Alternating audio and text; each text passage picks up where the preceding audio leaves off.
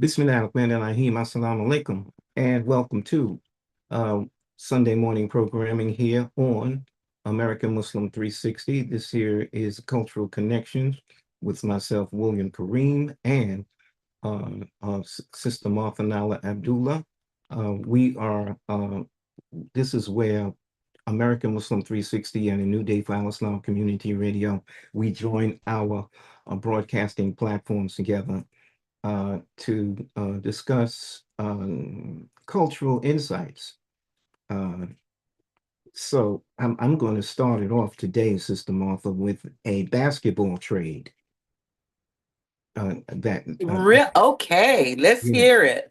yeah, there's a basketball trade that happened that is shocking is shocking the NBA.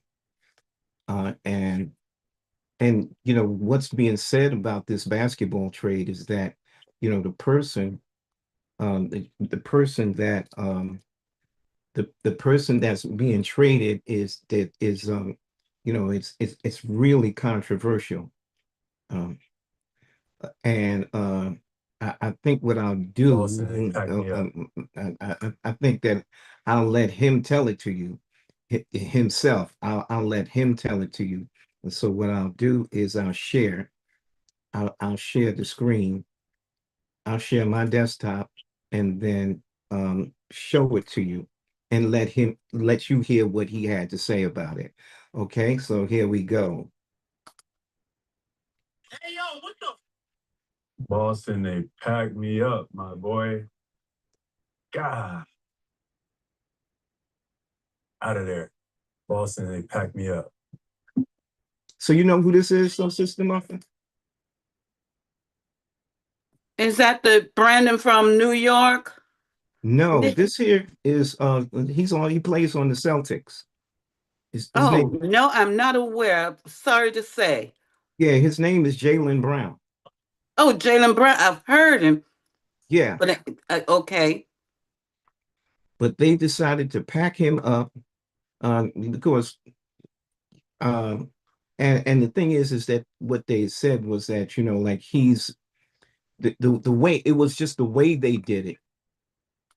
The way they did it was he didn't know. They just packed him up, and in the process of just pack him up, they just called him and tell him you're out of here.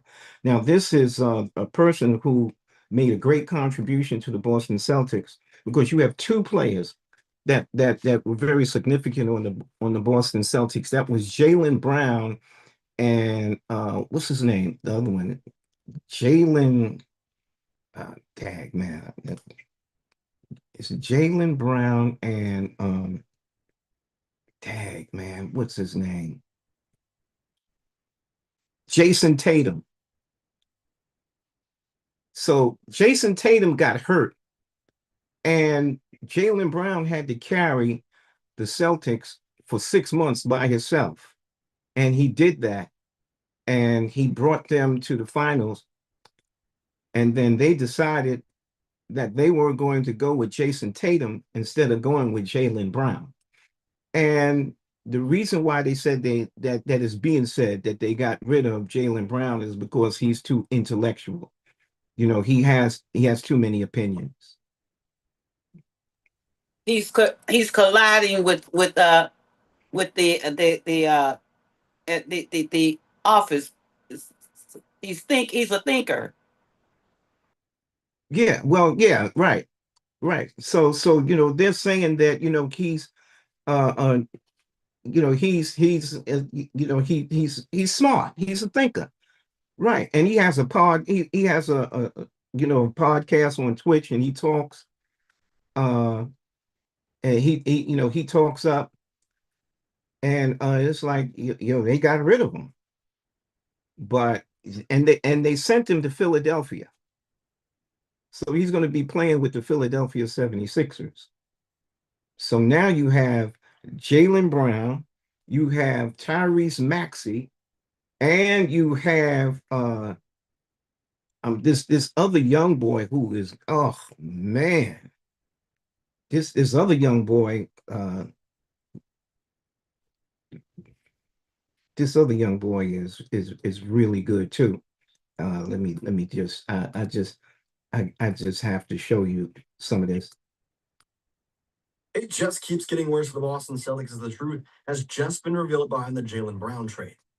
So as we know yesterday, the Boston Celtics traded Jaylen Brown to the 76ers, of all teams, for Paul George and 2 first-round picks, along with 2 second-round picks. And if you were like me, you thought, well, that's a really low asking price for an NBA Finals MVP. Well, now come to find out that was not the original asking price. It was actually way higher. In a new report from Shams Charania, the Celtics had originally asked for 5 first-round picks, VJ Edgecombe and Paul George, in exchange for Jaylen Brown. Now, don't get me wrong, there's very few trades that I'd be happy with trading Jaylen Brown for, but at least I would feel a lot more comfortable knowing we got VJ Edgecombe and 5 first-round picks, not 2. Whether Jaylen Brown hurt feelings or whatever went on in the organization, I don't care. That's a very bad trade, especially when the asking price was that high and you stooped that low to take the offer. We'll have a video later on discussing all this on Celtics. Yeah, so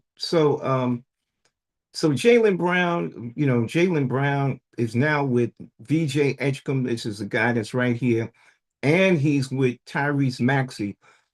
Oh my goodness, this is really going to be a team to watch. And then it's the whole idea is that LeBron is not going to be playing for the Lakers next year.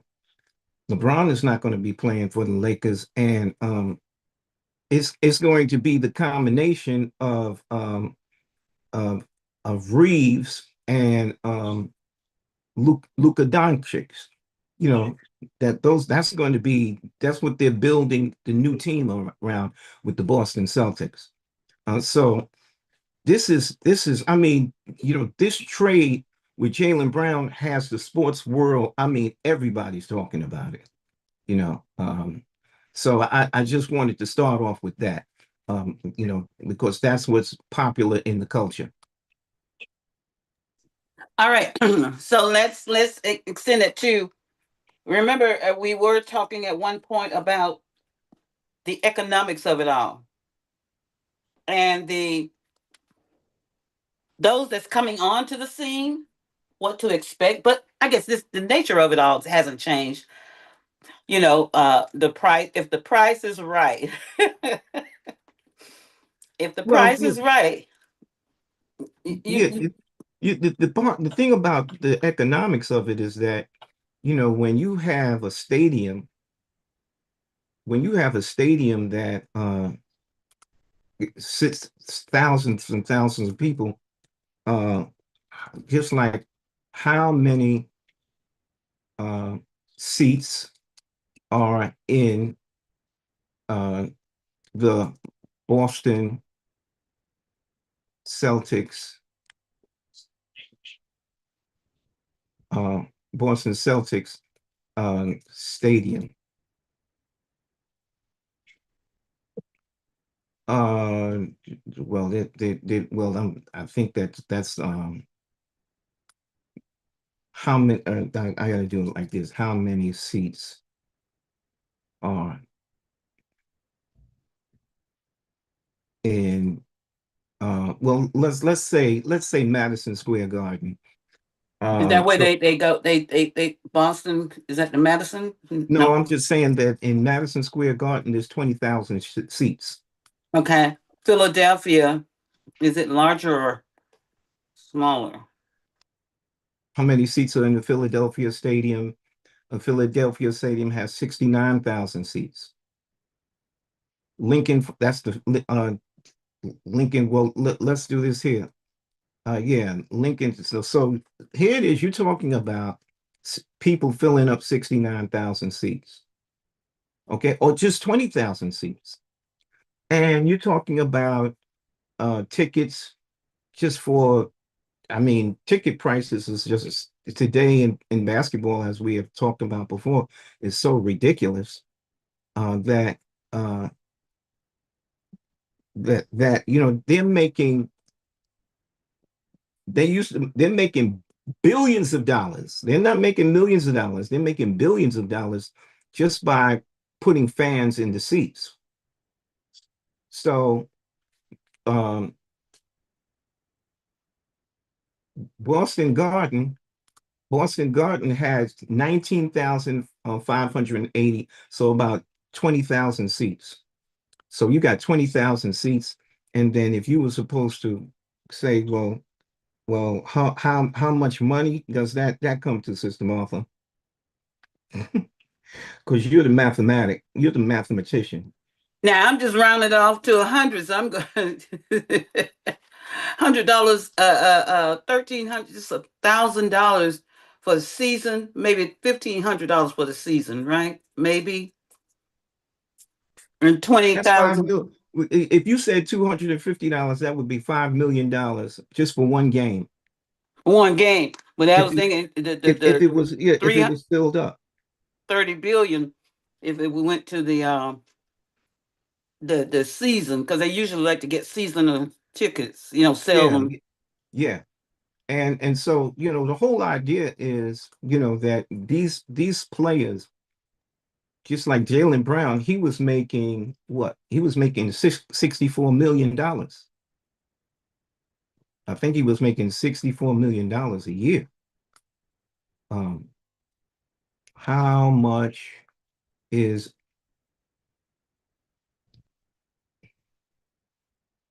Brown's contract? Jaylen Brown's contract is worth 285 million for a 5-year supermax extension worth up to 285 million. The contract originally carried a face value of 304 million, but due to where the NBA salary cap landed, it took effect. The guaranteed total is 285 million for 5 years. Following the blockbuster trade, Brown's contract was absorbed by the Philadelphia 76ers. So he's going to continue to get his money. This 26-27 season, he'll make 57 million. And in 27-28, he'll make 61 million. So like I think that I think that the Boston Celtics messed up because people are definitely going to come out to see Jaylen Brown play. They're going to see Jaylen Brown, Tyrese Maxey, and VJ Edgecombe. These are three phenomenal, along with they got that tall guy. What's that tall guy's name?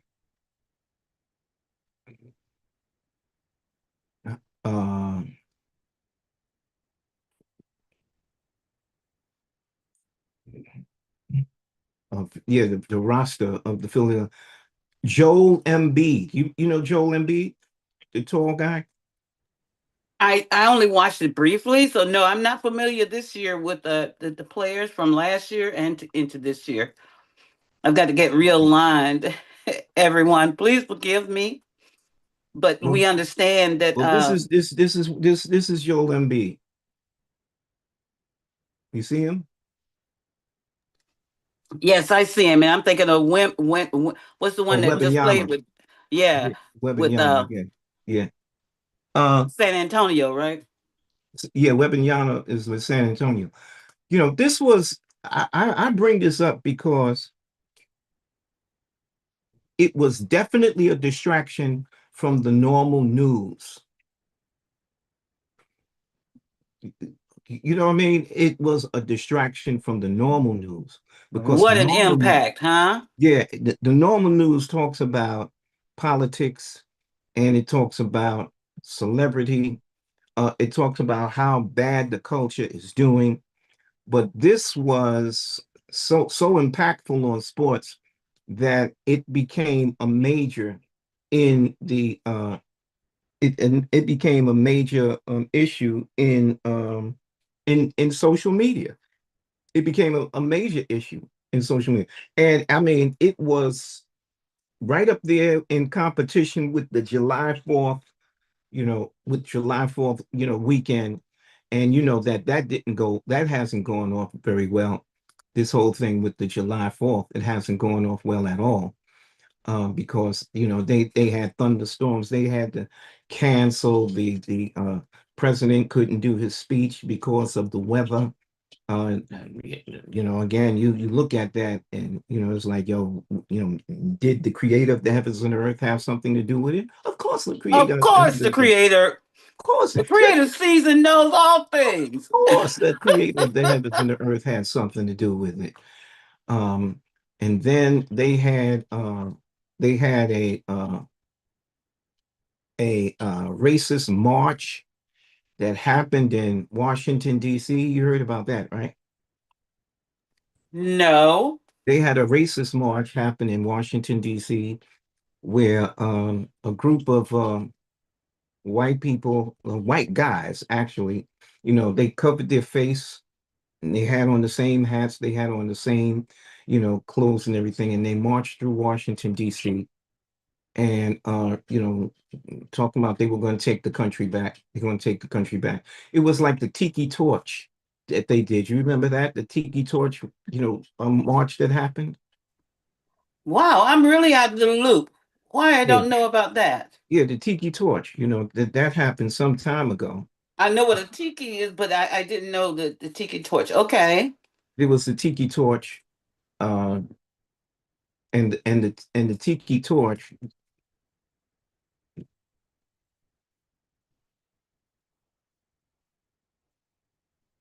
that happened, yeah, and as a matter of fact, it happened in Charlottesville. The Tiki Torch, that's where that happened. In The Tiki Torch was an unsanctioned torch welding demonstration in Charlottesville on the night of August 11, 2017. Hundreds of white nationalists, neo-Nazis, and KKK members marched through the University of Virginia campus, chanting racist and anti-Semitic slogans ahead of the deadly Unite the Right rally. And these are some of the images that was there on that day. Uh, I mean,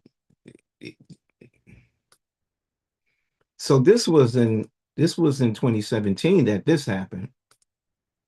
But what happened recently, but what happened recently was the march.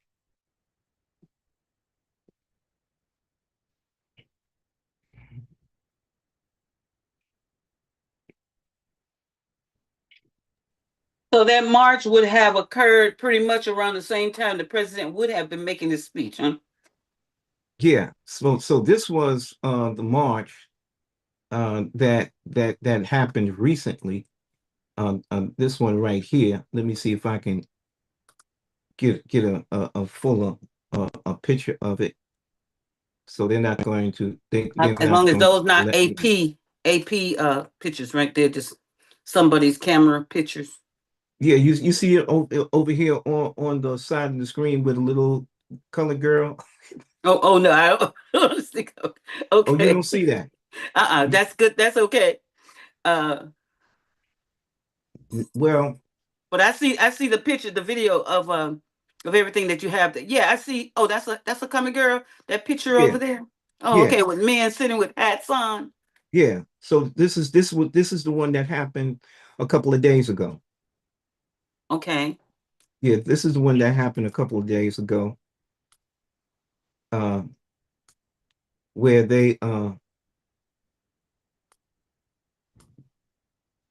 where they they came on the train. Uh, Mm. yeah.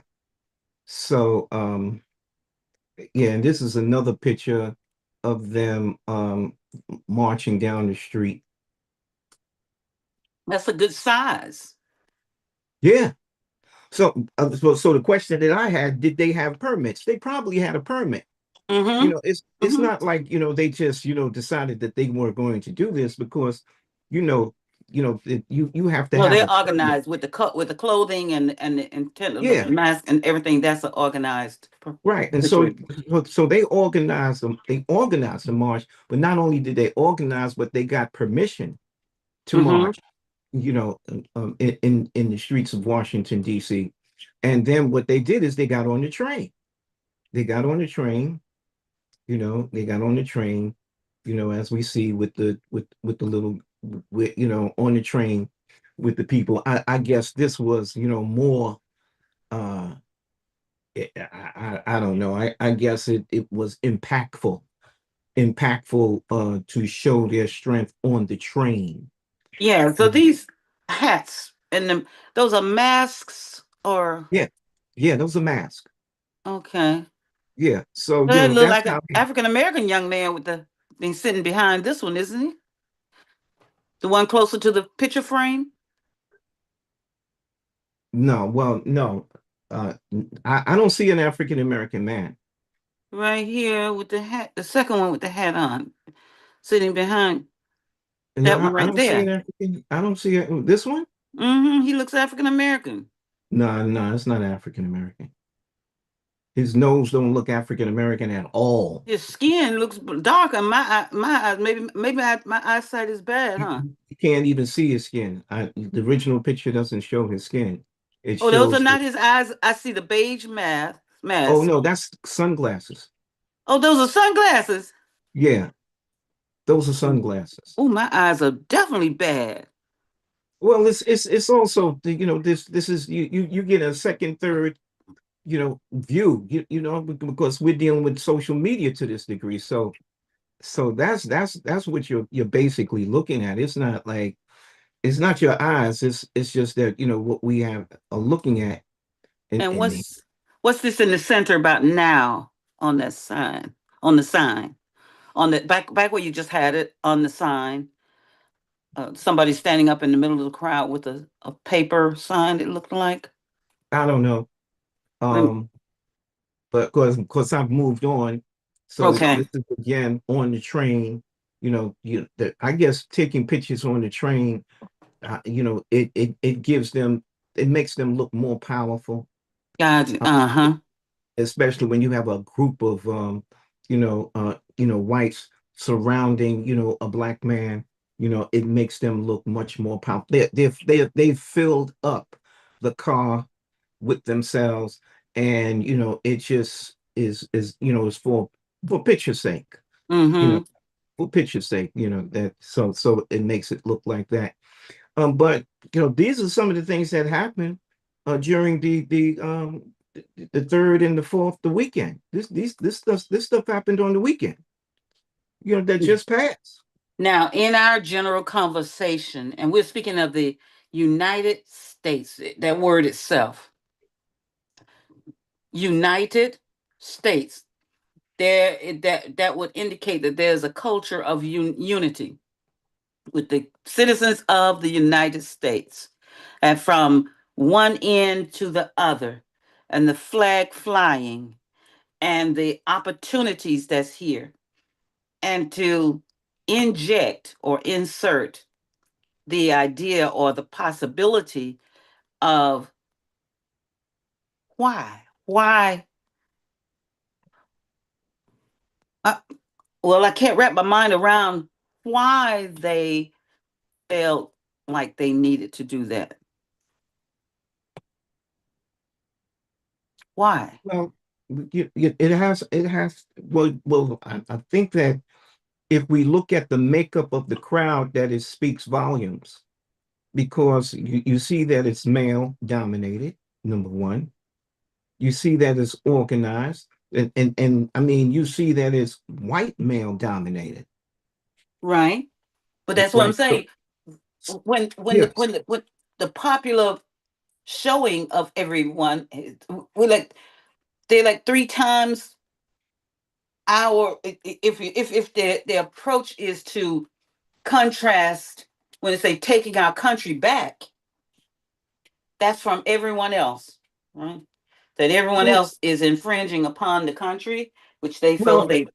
it has more, what we can figure, because we don't, they had their reasons for doing it, but what they did was they exercised their right Yeah, I understand. to Yeah, protest.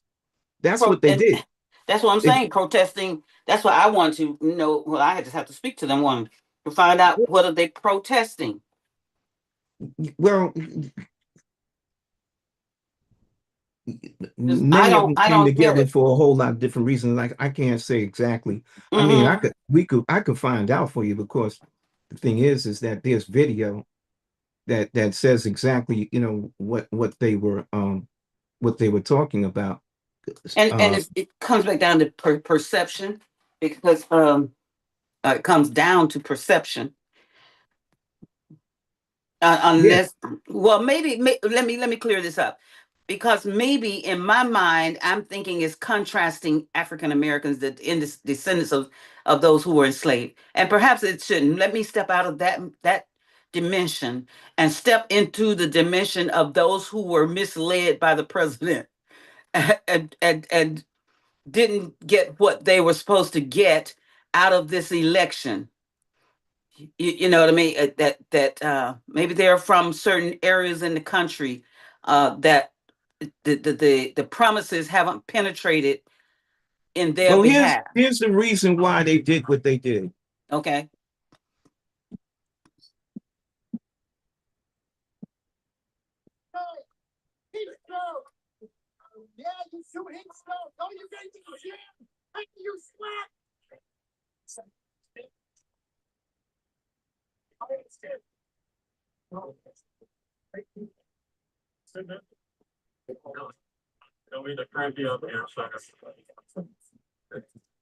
It's sketchy on our end. Are you sharing your audio as well?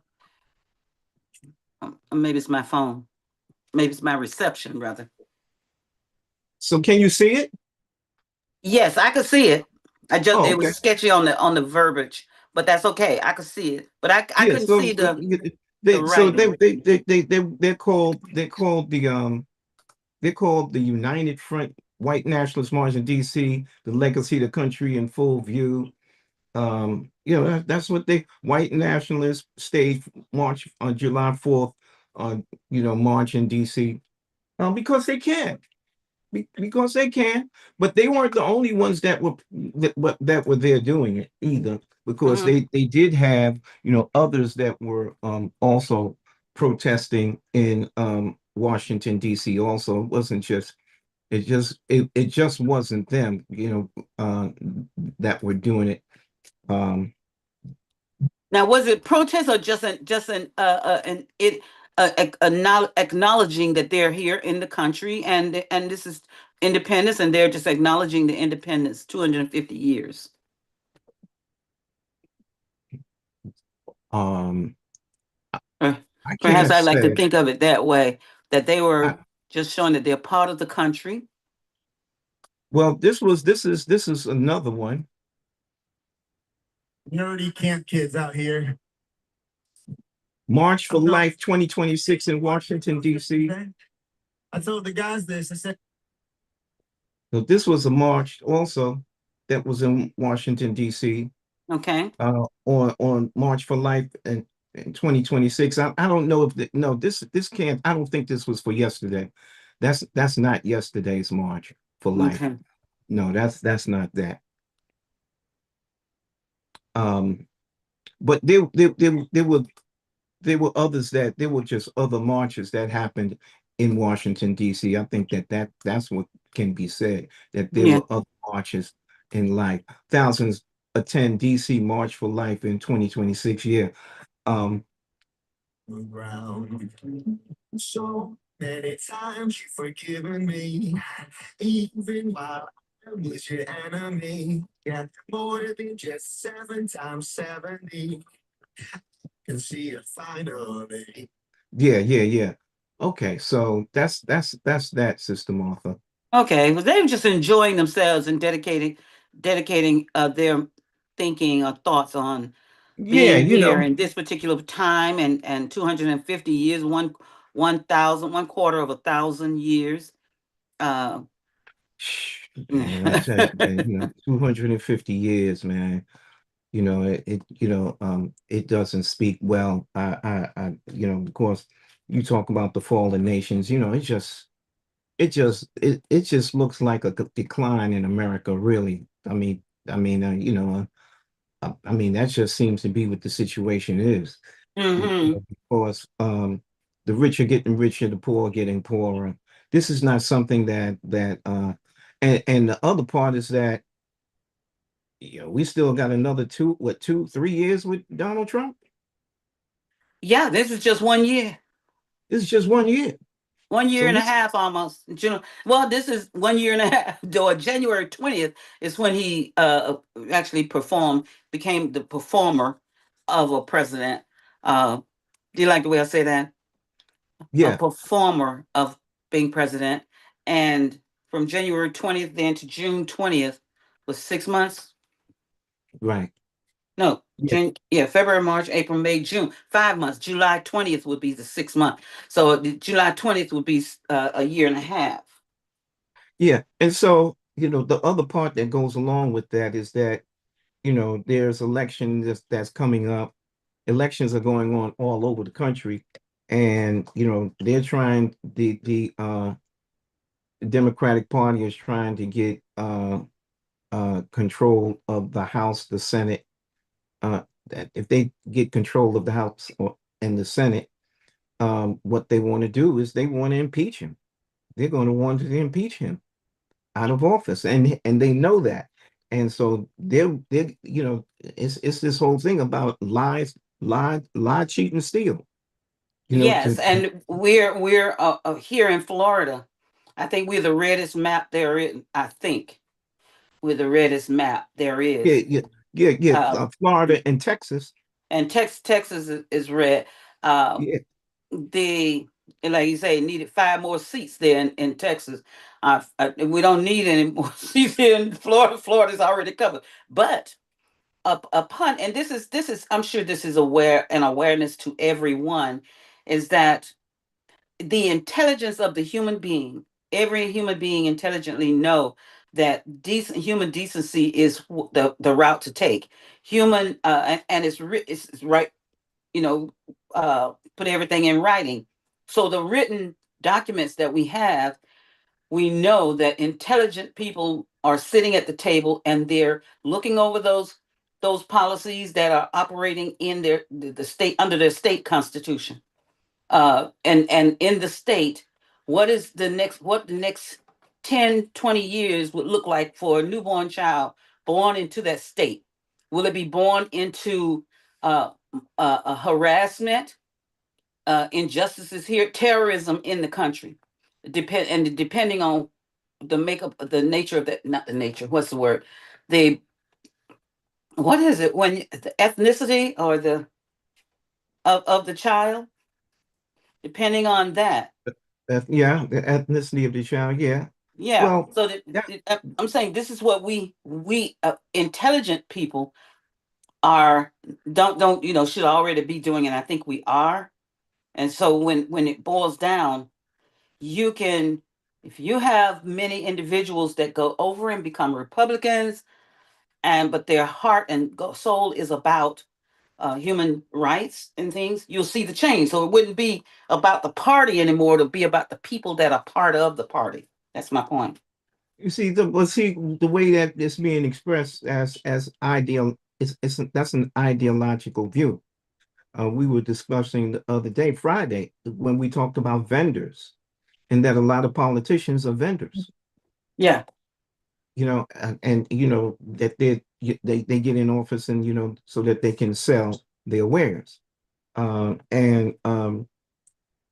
depending on what the rich and powerful want, or what special interest groups want, and they make the appeal to the to those who have the capabilities of making changes, which winds up being our politicians.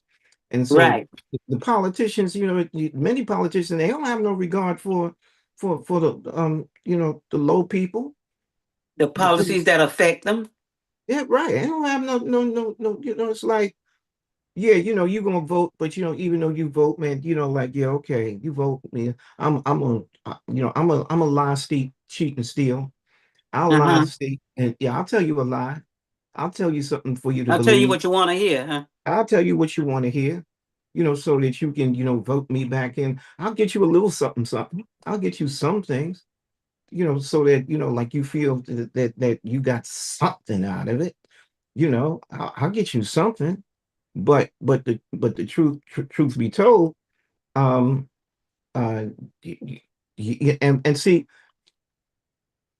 we're not being These are not opinions that are opinionated. These are actual facts that that uh, people that are in politics have shown their hands and tried to. Uh, uh, uh, we have a president that tried to buy the votes. Mm-hmm. I mean, that's I just mean, an do you actual trust that fact, it will not happen again? And right? right. I mean, so we know that we know that this is something that they do. This is the day of revelation. I mean, it's right there in front of your face. So Mhm. so even though it's right there in front of your face, people still deny. They Right. still deny the facts, and they still justify the lie. Now, there are a lot of people that like, because you were talking about it, the people of intelligence. Yeah, you're right, the people of intelligence. But when Donald Trump first got elected, remember, it was what we said as African Americans. We said FAFO, right? Mm-hmm. And you're going to put in office a convicted felon who orchestrated January 6th, who tried to buy votes from Georgia, rather than put in a woman who has faithfully discharged the duties of her office, whether it was as attorney general, whether it was as vice president, and now here it is. She's trying to continue. And so rather than vote for Kamala Harris, you go ahead and put this other person in. Okay, Mm-hmm. FAFO. Now you're gonna have to find out. Now you're gonna have to find out. And today people are finding out because America's in a war. Uh, the gas prices are up. Inflation is up. People losing their jobs. People are working for a little bit of nothing, having a hard time surviving today. The Now, American people, I want to show my screen a moment too. right? American people are having a hard time doing this, but there are still a group of people that buy the lie. No, no, no. This guy's he's doing everything right. No, he's doing everything right. No, no, I don't believe, even though all this stuff is going on, no, My I don't lying believe. eyes, right? Right. Now, recently, and in accordance with what you just said about the one at the top, of quote, top, presidential, governors are at the top, right, in the states. So now we had there was a denial of Florida's governor referencing CARE. I'm going straight to the point. Council on American Islamic Relations as a terroristic supported group. All because CARE is doing dynamic work throughout the country and in other countries, assisting in identifying injustices and speaking out against it and having going through the legal route to defend those who need defending. Now, our governor considered them to be a terrorist group, and here's since the governor was denied that claim or carrying it out to denounce them in the state. Now, as of July 1st, of course, his legal team apparently went before the court and got this allowed here. The recent Florida court developed new policy in reference to terrorism. Now, let's see, let's go to Florida's HB 1471, an terrorism law. I mean, that's okay. You don't want terrorists in here, whether local or what have you, that went into effect on July 1st. The law allows the governor and Florida cabinet to officially designate domestic and foreign terrorist organizations which also bans these groups from receiving public funding. Since he could not win declaring CARE as a terrorist group, now he has this leeway, just as we've seen the president has gone and done different things and gotten the court, the system, the judges to vote on in his behalf. The first thing with that immunity, right? We declared, I know where a president could be immune from and he mentioned during his campaign. I don't know if everyone remember, but he could shoot someone on Fifth Avenue and not be charged. Yes. Okay, so going on the law, here's the designation of it. Under the Florida Department of Law Enforcement framework, Ron DeSantis announced plans to label over 90 groups as terrorists. Initial designated include the Council on American Islamic Relations. So I'm not talking out the side of my neck, right? The Muslim Brotherhood, Antifa, and various drug cartels. The impact on state courts, the new legislation specifically ensures that foreign or religious, now that covers a lot, all right?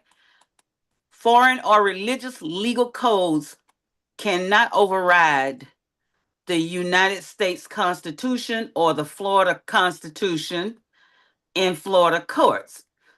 The new legislation that it ensures that foreign or religious legal codes cannot override the United States Constitution or the Florida Constitution. What that means, the Council on American Islamic Relations has mounted a legal challenge against the designations, filing lawsuits citing the First Amendment violations. Federal judge previously blocked a similar executive order issued by the governor. So they'll try it at all costs, everyone. That's the point is, hey, we'll throw a rock until it hits someone. Yeah, that's exactly what it is. That's exactly what it is. But this is something that has always happened, because this is the same playbook that Exactly. continues. I mean, how you think we got Jim Crow laws? We got Jim Crow laws, on that same basis. And Uh, someone will say, oh no, y'all, that's y'all imagination. Y'all would just, that's that's that's that's that's true, because the federal government was the one that said that the slaves were free, but it was state laws. When you uh-huh. talk about Jim Crow laws, you're talking about state laws. That's right. You're not And talking this about is federal laws. important. You're talking about state laws that they put in place. And this is important as a civic, and not just as civic in the classroom, but civic in the everyday street classroom, to understand the Jim Crow laws that are still embedded in the written policies. Well, So if it's yeah, the human being is the kind of creature, and the human being is the kind of creature is that, he can't do anything except what he's already done before. So that's why when you look at, what you have shown us on, what these new laws in Florida is doing, what caught my attention is that the governor and the cabinet yes, can these. and So he it's and he basically saying, yeah, yeah, and he gets his cabinet, right? yeah, him and his cabinet can do it. That's what the law that's the law they made. That's the state Right. law that they made. Mm-hmm. Him and his cabinet had the power to make HR 1041 and to write it up the way that they wanted to write it up. Mm-hmm. And they wrote it up the way that they wanted to write it up. And then they voted against with each other. Yeah. So all in favor say aye. Aye. Mm-hmm. They didn't ask the people. They didn't ask the people. They just voted among themselves. The governor, all in favor? Aye. And they all voted. Okay, it passed. It is now a law in the state of Florida. But that's the same thing they did with the Jim Crow laws, because that's what state law allows you to do. You can have that closed door kind of thing if you want to, When we go to city council meetings, it's the same thing. You go to the city council meeting, it's the city council that makes the rules and regulations. And if the people want to come inside and sit there and watch it, while they go through the process, that's allowed. But I wonder Mhm. if that's the case with the state law, the way they did it, because they could have did it in a closed door session. Right, but That we're in a sunshine state, right? well, what does that mean? I mean, all That the states means get that sunshine. means that means that there's nothing that's to be discussed, that is supposed to be transparent on any laws that are The code. things that are supposed to be discussed and all. My question now, William, as we think about we're talking about Jim Crow laws that and this is all lined with it, and especially um, Jim Crow in a sense of its effect is also looking down the road, 2020 vision for religious groups. So now you're preparing to ban certain religious groups that you deem that are terroristic holding substations for terrorism. So now, once your name gets listed on there, you cannot get public funds. You cannot get, and you're going to be, in other words, you're going to be black coded. I have to say black coded. I asked the question too about Jim Crow laws affecting the same parallel of affecting, shall I say, I won't say killing, skinning, no, doing two things at once. And the approach of the Jim Crow laws for African Americans in the South, they call it the South Black Codes, and then using that same system as a process for immigrants. And I'm just going to put all immigrants in one blow. And we know which ones probably affected more. But the thing is, says the disenfranchisement, which the Jim Crow law did for African Americans, it says now, while not directly subjected to the South Black codes, immigrants, especially Asian and Mexican populations, faced parallel exclusionary immigration acts. Here it is under the Alien Land Laws and regional one crow segregation. Go figure. I never heard about one crow. Well, you know, uh, the reason why they're going after CARE, the Council of On American Arab, Islamic Relations. yeah, the reason why they're going after them because they have been successful. Yeah. They've been successful litigators. Yeah, I They've been mean. successful litigators to look out for the rights Uh-huh. of many of the Muslims. But it would be the same thing as far as the litigators that was with Thurgood Marshall during the Jim Crow laws. It was Thurgood Marshall and his team, Uh-huh. Charles Hamilton, Constance Baker, uh, uh, uh, Lewis Redding, Oliver Hill. All these were, as a matter of fact, Thurgood Marshall was so good, they couldn't defeat him. They said, listen, man, the only way that we're going to get rid of this guy, we're going to have to contain him and put him on the Supreme Court. That's the only way we can't continue to have him and his team out here Mm-hmm. winning legal battles. So the only thing that they could do with Thurgood Marshall, listen, we're gonna take his brilliance. Mm-hmm. And We're gonna use it at our contain, yes. yeah, we're gonna contain his brilliance by making him a Supreme Court justice. That's one. But what they was really trying to do, they was really trying to contain him and his team. Because that happened, after Thurgood Marshall came up on the Supreme Court, you don't hear a lot about the legal. You hear about Constance Baker Motley, you hear about her, but the others, Oliver Hill, Lewis Redding, Mm-mm, and you some of don't the hear. others, you don't hear about them. Roberts L. Carter, a top litigator and key strategist who argued Brown versus Board of Education case. That's what you need. You need you have to be able to uh through law to litigate against them, and CARE has been very successful in doing it, and that's why Mm-hmm. they're coming so hard against them. Mm-hmm. And the proof is in, I mean, it's clear as day. As clear as day. Like you say, now, if you're declaring, oh no, they must be hiding something. Who's hiding are the ones in the political seats.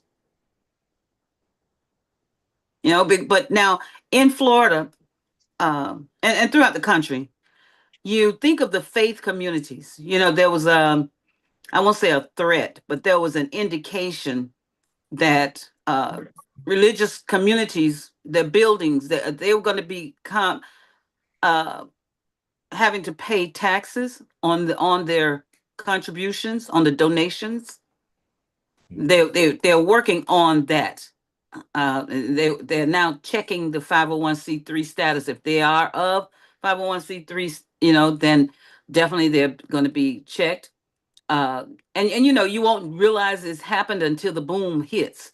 So asking everyone, please, for your dedicated work that you're doing in behalf of people who can't, who already strapped and are being uh, uh uh outlined as being disenfranchised in many areas. In your area, you've been helping. We can't say, why would anyone want to cut the hands of those who are already, you're already working with little or nothing. Why?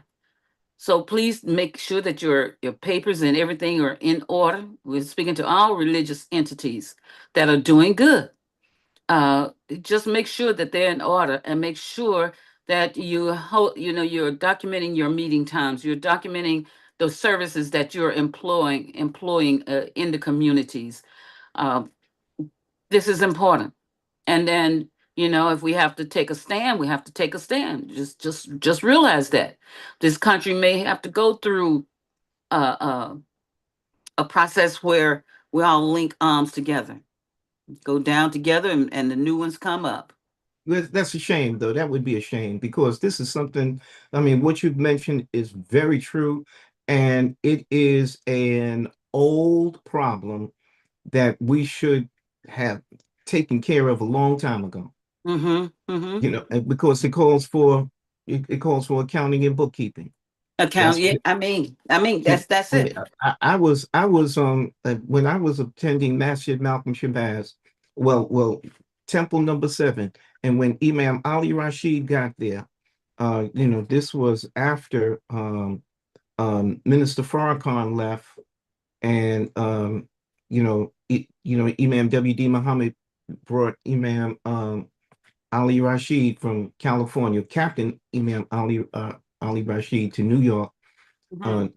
Uh, Temple number 7, and named Temple number 7 Masjid Malcolm Shabazz. Man, the city, they were people in the administration Uh-huh. that was What you say? waiting for there to be a problem as far as the taxes was concerned, as Mm-hmm. far as not paying the water bill, not Mm-hmm. paying the electric. They were waiting. They were people that were connected to the to real estate businesses outside, who had connections with the people that were working in City Hall, that was looking out and waiting for the temple to go back on their to fall behind on their water bill, their electric bill, their taxes, so that they could put the building up on the market for sale, and then they could get the building by paying off the water bill or the electric bill, Mm-hmm. something like that. They could get the building. Or the And it back happened a few, taxes. Yeah. it happened a few times under Imam Ali Rashid. It happened a few times. Charles Rangel, the politician, had to step in, Really. Alhamdulillah. had to step in because they were trying so hard. The same thing happened with Bashir Nuruddin Hmm. in Queens. Uh-huh. Oh, They yes, filed yes. false paperwork. And they were and I was telling the imam, I said, look, somebody in the city council proved that. Hmm. And he was like, no, no, no, that's not him. Look, in order for somebody to claim that they have possession of the building, the deed, and all the rest of that, it has to be approved through City Hall. Somebody in that administration was bought off to sign that paperwork. And they finally got to they finally got to the bottom of it after a long investigation. They finally got to the building, so the building wasn't taken. But this is if you don't have your legal There you parts go. in place, they are looking, they're waiting Like like vultures. Ali the mummy. They are waiting around the corner, peeking around the corner, and waiting for you to make a mistake. We're talking about masjids and people Yeah. waiting for you to make a mistake so that they can pounce. And certain churches and Yeah, they're going after the faith communities because the faith communities are staples in the communities helping children without parent that whose parents are no longer here and others school situations uh, they don't care. it just Them makes you people, take a people deep don't care breath. about that. They don't care about that. They care about money and the accumulation of getting possessions, accumulation of possession. They don't care about what it is that you're doing. I don't care what good that you're doing for the community. I want your building. I want your material. I want your possessions. There are people in this country whose focus and concentration is on that. They're not idealists. They don't believe like that. And that's what we have to realize that we're dealing with. That's right. That's right.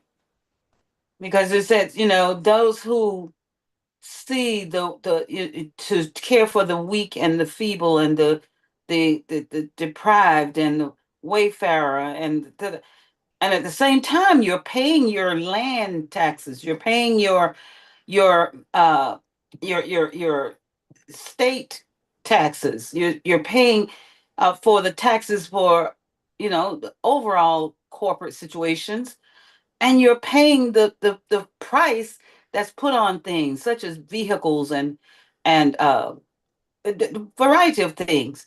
So I can see. I'm thinking my mind is going to the Boston Tea Party for some reason, William. To the Right, Boston Tea Party. right, Before we pay the tax on that tea, we'll throw it all in the river. right, right. Well, we I mean, this is just where it's at. I saw on the congressional hearing where Mm-hmm. they called the president of a health provider, one of Uh-huh.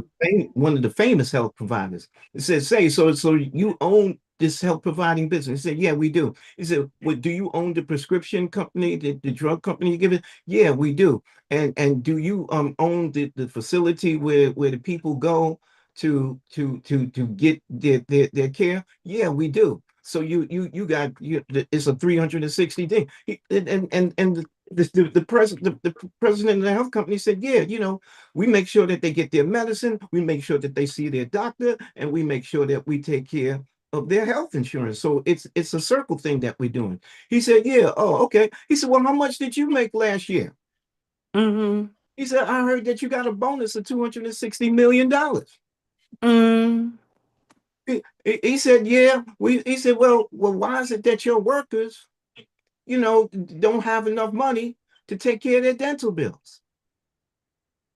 You get Mm. $260 million as a bonus, but your workers don't get the money. This is not something that's new or just unique to this one company.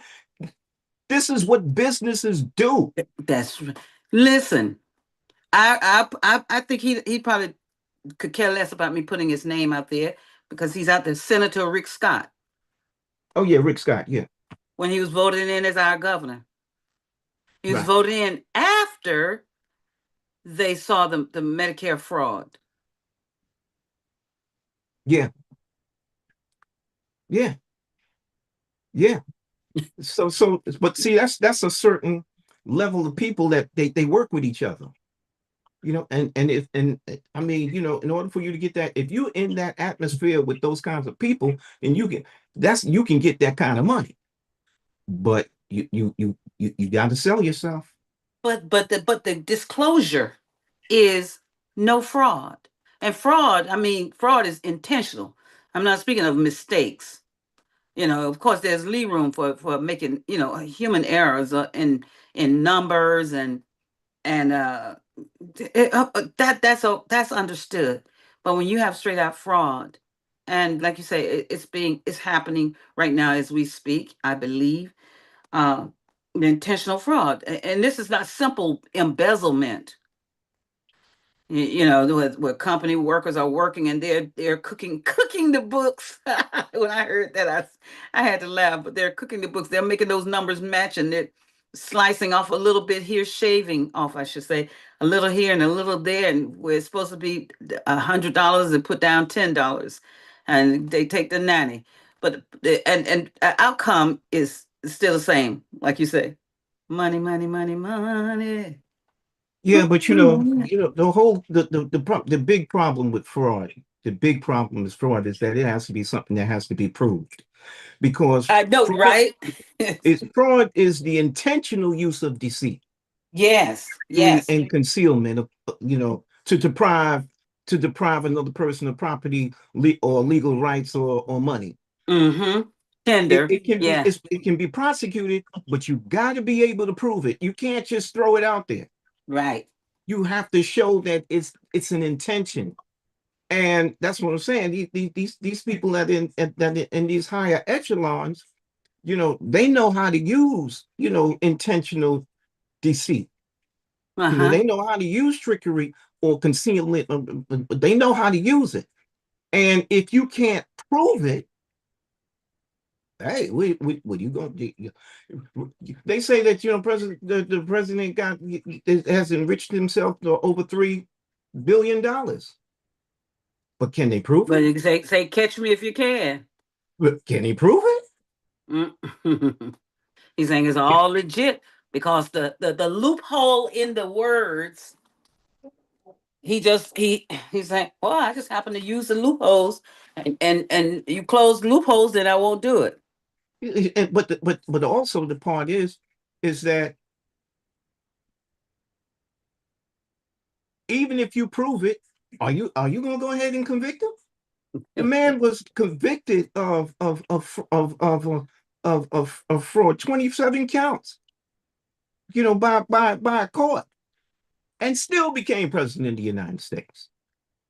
And to Now, prevent that going couldn't, into and to prevent serving time, he had to become president because he already was designated the immunity. but that couldn't happen to you. It couldn't happen to me. But we'll vote for you. But I mean, if I me and hear you. Kareem came up with one thing of fraud, I'm going to jail. They gonna you prosecute me. They gonna prosecute.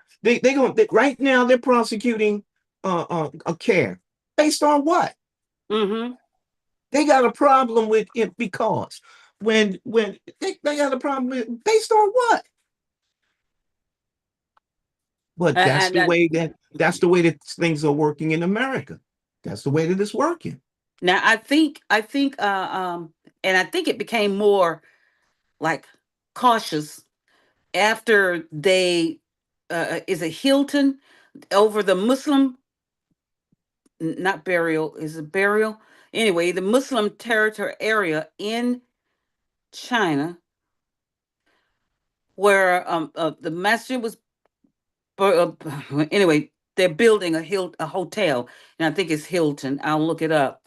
And so CARE uh, thought in behalf of that. I don't know whether they uh, managed to stop them from building the hotel after they demolished the masjid there in China. I'm going to look it up and put it on the screen, everyone, because like you're saying, I don't want to just throw things out there, but I know I watched while they were campaigning for and giving Hilton the chance not to build on that site. Yeah. Well, I'll tell you, China is up on the game that's being played because China has the stock market has been doing some things and they've been trading paper. So, when you buy a stock, you don't really have a physical piece of stock. You just have a Mhm. piece of paper that says that you own a piece of the stock. So if there's one stock, right, and I sell it to you and say you got a piece of stock in my company, and then I go ahead and sell, and I don't have to give it, I don't have to give you that physical piece. I just give you a piece of paper that say that you own a piece of it. But then I could give a piece of paper to, you know, 5 or 6 other people and say they own a piece. I'm not giving you anything that's physical. I'm giving you a piece of paper that say that you own it. Well, that's what they've been doing on the stock market. And China has closed paper trading on gold down because it's just a piece of paper that has been trading on the international stage and it being traded on the international stage. China's like, there are too many of our people that are getting caught up in the roller coaster, the up and down of the stocks, because you say, well, like it makes money and then all of a sudden it goes down. It makes money and then it goes down. And they say, too many of our people are getting, there are people that are manipulating the market to make it go up and down with paper, Mm-hmm. with Mm-hmm. paper. And With that's how paper. they're making money to that degree. Yeah. Yeah, go ahead. Okay. Here. I used to follow on in the on the radio. Uh, recommendations of how to invest, and they talked about when when it dropped. They said everybody who knew, they pulled their monies out. They got everyone, those who invested, and then when they pulled their monies out, they put it dropped the bottom. I mean, he took the flooring from under everyone else who trusted them, not knowing that the ones who were campaigning for you to invest, they had that fictitious appearance of the dollars being there. I mean, they put it in, but they knew they were going to pull their monies out, and then it dropped. But anyway, alhamdulillah, Yeah, here, there's a lot of fraud going on as far as the Medicare and Medicaid. That's I mean, yeah, uh, when you charge somebody $50 for a pill, mm-hmm, you charge them $50. You in the hospital, and uh, you get charged $50 for one pill, mm-hmm. and it's not coming out of your pocket. It's coming out of your Medicare. And here, It's here, coming out of your Medicaid. yeah. Now here, So I'm not going so to show his picture. Oh, I'm sorry. Go ahead. yeah, so the people that have Medicare or Medicaid, and they say, well, what you have is our Medicare card. All right. So what they do is the hospitals and these centers and everything, fleece. They fleece the Medicare program. They fleece the Medicaid program. They fleece them. They fleece them. Those pennies add up. Those dollars add up. Yeah, that's what it is. So there's a lot of fraud that's going on. I'm surprised that Rick Scott got caught out there. I'm surprised Well, here's because how. Yeah, here's how what it was. Let me say it this way. He was over the HCA, the healthcare uh, uh, agency, but the healthcare agency was the one that was fined. All right, so I'm going to do it justice. They were the ones okay, that were fined, but right, he was over it. All right, so here he's under. I'm not going to show his picture. He was in standing in helping to show the parallel of what Trump was going through during his trial for Manhattan. All right. And so Rick Scott chose to show the parallel of his being charged with fraud and the outcome of that fraud, of that charging. So here it says Senator Rick Scott speaks and answers questions from Floridians during a roundtable discussion at the 1908 Grand in Gainesville, Florida on May 15, 2023. Lauren White, the special to The Sun, which is a USA Today network. Conventional political wisdom would typically advise candidates to steer clear of mentioning their past controversies. But U.S. Senator Rick Scott went out of his way, quite literally on Thursday, to attend former President Donald Trump's hush money. This was before Trump became president again. His hush money trial in Manhattan and remind Americans, Rick Scott, that he once ran a healthcare company that was slapped with the largest Medicare fraud fine in U.S. history. In a press conference outside the courthouse in Manhattan, where Trump is on trial, Scott compared the criminal charges against Trump to the federal Medicare and Medicaid fraud investigation that resulted in 1.7 billion, everyone, in fines against Columbia Healthcare Agency, the healthcare company that helped make Scott the United States wealthiest U.S. senator.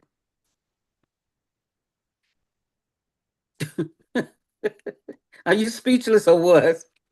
no, but this is normal. There's nothing abnormal in American culture Culture. with that. I And mean, that's the health care. but it's the easiest. It's one of the easiest ways to trick the system because I mean you make it, a hospital says, well, look, it's going to cost $50 for a pill. That's what it's going to cost. So why is it going to cost that? And then they got excuse for it.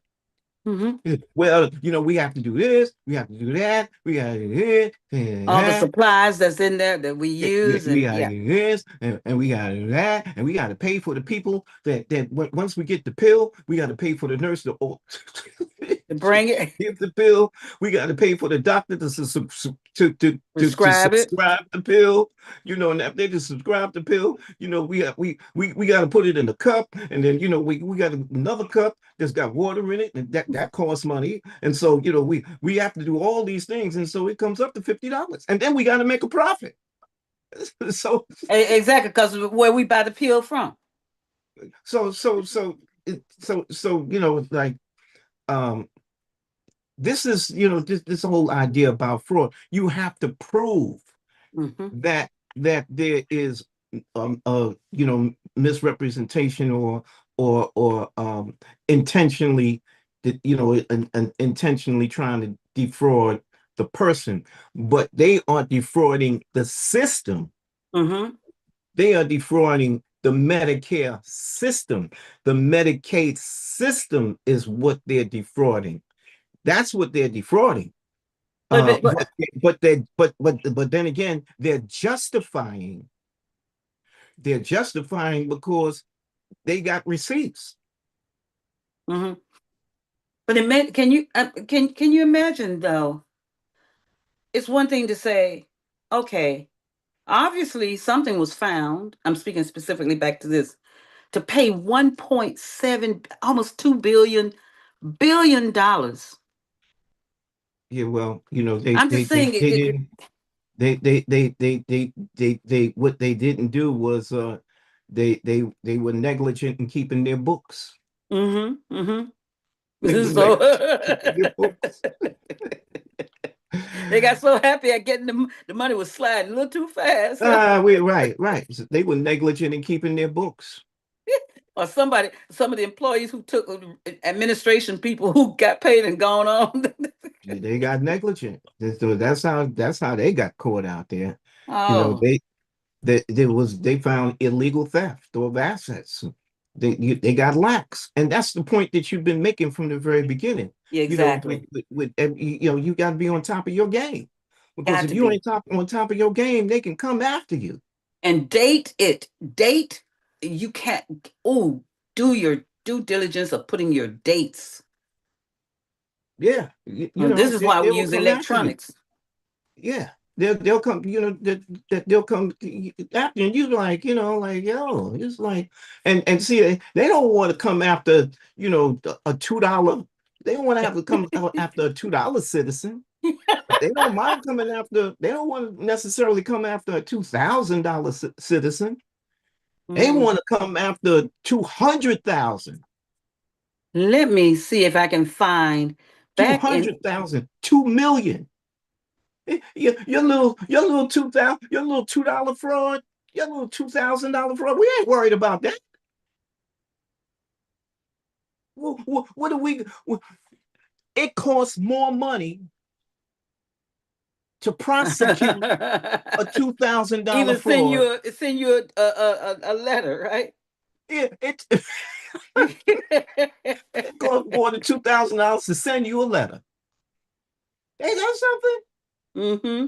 Because we got to have a lawyer write the letter up, and we paying him by the hour. Mm-hmm. And he making 6 digits. I mean, he making six digits because he's a lawyer in America. American lawyers don't make no 5 digits. They make $100,000 at least. They make at least 100,000. Mm-hmm. So like, it don't make no sense coming after a $2,000.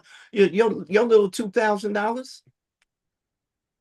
Like you said, it costs more money to prosecute you. It costs more money to prosecute you than to collect that $2,000. Mm-hmm. Write it off. Right. So as far as but Medicare fraud, what? And it's a lot. It's a lot of it out there, but you got to prove it. You got to prove that there's deceit. You got to prove that there's that the receipts have been intentionally misrepresented. You got to Mm-hmm. prove it. You can't just say, yo, it cost me $50, man. They charging $50 for a pill. You can't just say that, because they can justify that. They can justify a $50 pill. Mm-hmm. They can justify a $50 bill. And then when when they get finished justifying, you'd be like, yeah, well, I see what you mean. Yeah, yeah, I see what you mean. Okay, all right. So here it is. We'll correct our we'll look, correct our ways. you bring somebody in front of Congress and start talking about the $50 pill, and they gotta, well, it costs you $50. Are you charging $50 for a pill? Yes, we are. Well, why? And then you make yourself look bad Mm-hmm. in front of Congress, because the congressman didn't do his due diligence. fraud is something that's very difficult to prove. It's difficult to prove, and I'm telling you, if Rick Scott and his people got caught out there, that means that they didn't do their due diligence. Because right now they're trying to prove fraud. They're trying to prove fraud on. You see, fraud is something that the United States uses in media a lot Mm-hmm. because it sounds bad. It sounds bad, but can you prove it? That's the next thing. Doubt enters the mind of the people, when you just even mention the word, even if they Right, become acquitted of it. You right. just mention the word, you've now associated with it, and the residue is terrible than the acknowledging it. Um, Right. it- Yeah. whew, well, you So can't be scared. You have to keep going forward and make intending to make a difference. And should fraud come along with your name, just say, "My Lord." yeah, yeah. I mean, like it's but they use it a lot against people. They use that Hmm. a lot. They use it just putting it out there that there's fraud. They put it Right. out there against Ilhan Omar. They put it out Yes. there against the Somalis that they were committing fraud. In Hmm. Minnesota, they put Just it with the out there. voting, all the voting, the saying All the there was no voting. transparency. Yeah, but did they prove it? No, but they took the country and people. It's till today, many ones voice the opinion that oh yeah, they committed fraud, and it's a myth. It's a lie. Number one, and it becomes a myth in the minds of those who don't know heads or tail about the story. And that's the whole thing about the human being telling stories. Telling stories. That's all the human being. All you need to tell a story. And so the only reason why this whole thing with the election of Donald Trump and social media, you know, has been, oh, the country is doing great. The country is doing real great. That's what he says all the time. Him and his administration say that. Mm-hmm. Oh Him and yeah. his administration don't believe your lying eyes. And there are a lot of people that say, okay, I won't believe my lying eyes. And then you put a microphone in front of you. Oh, like, are you still voting for the president? Oh, yeah, the president is doing great. Should we be in war, with Iran? Oh, yeah, yeah, yeah, we We should. stand behind him 100%. Stand behind him 100%. Now let me show you this. Everyone, we're speaking about culture, and we know that the banks in 2008, with President Barack Obama being elected in as president in 2008, but in 2007, overwhelmingly voted in, uh, and coming from the 8 years of and number one, I can sit here and breathe and speak and share all these woes and not have to sit under the pressure of being president of the United States. All right. So I'm saying this and I'm not taking it lightly because personally I don't think that people go with the intent to do that, but I know that there's influences around them that causes their decisions to be altered from what they initially agreed on or thought that they could get done without they didn't see the they didn't see that big truck coming and was going to want to have collision with it. But now this in St. Petersburg, I've mentioned about being part of a group of faith individuals represented in South St. Petersburg for direct action, and it was called Congregations United for Community Action. You hear that? United and action. Now there were some sympathizers that didn't like the approach, but they mingled in with the numbers when we did our direct actions. And here's one. All right. In the mid 1990s, the grassroots coalition Congregations United for Community Action KUKA is what we would call, successfully pressured Bank of America to address severe disparities in local mortgage lending using Home Mortgage Disclosure Act data. The group revealed that major banks heavily underserved lower income, predominantly minority neighborhoods south of Central Avenue in St. Petersburg. That's South St. Pete.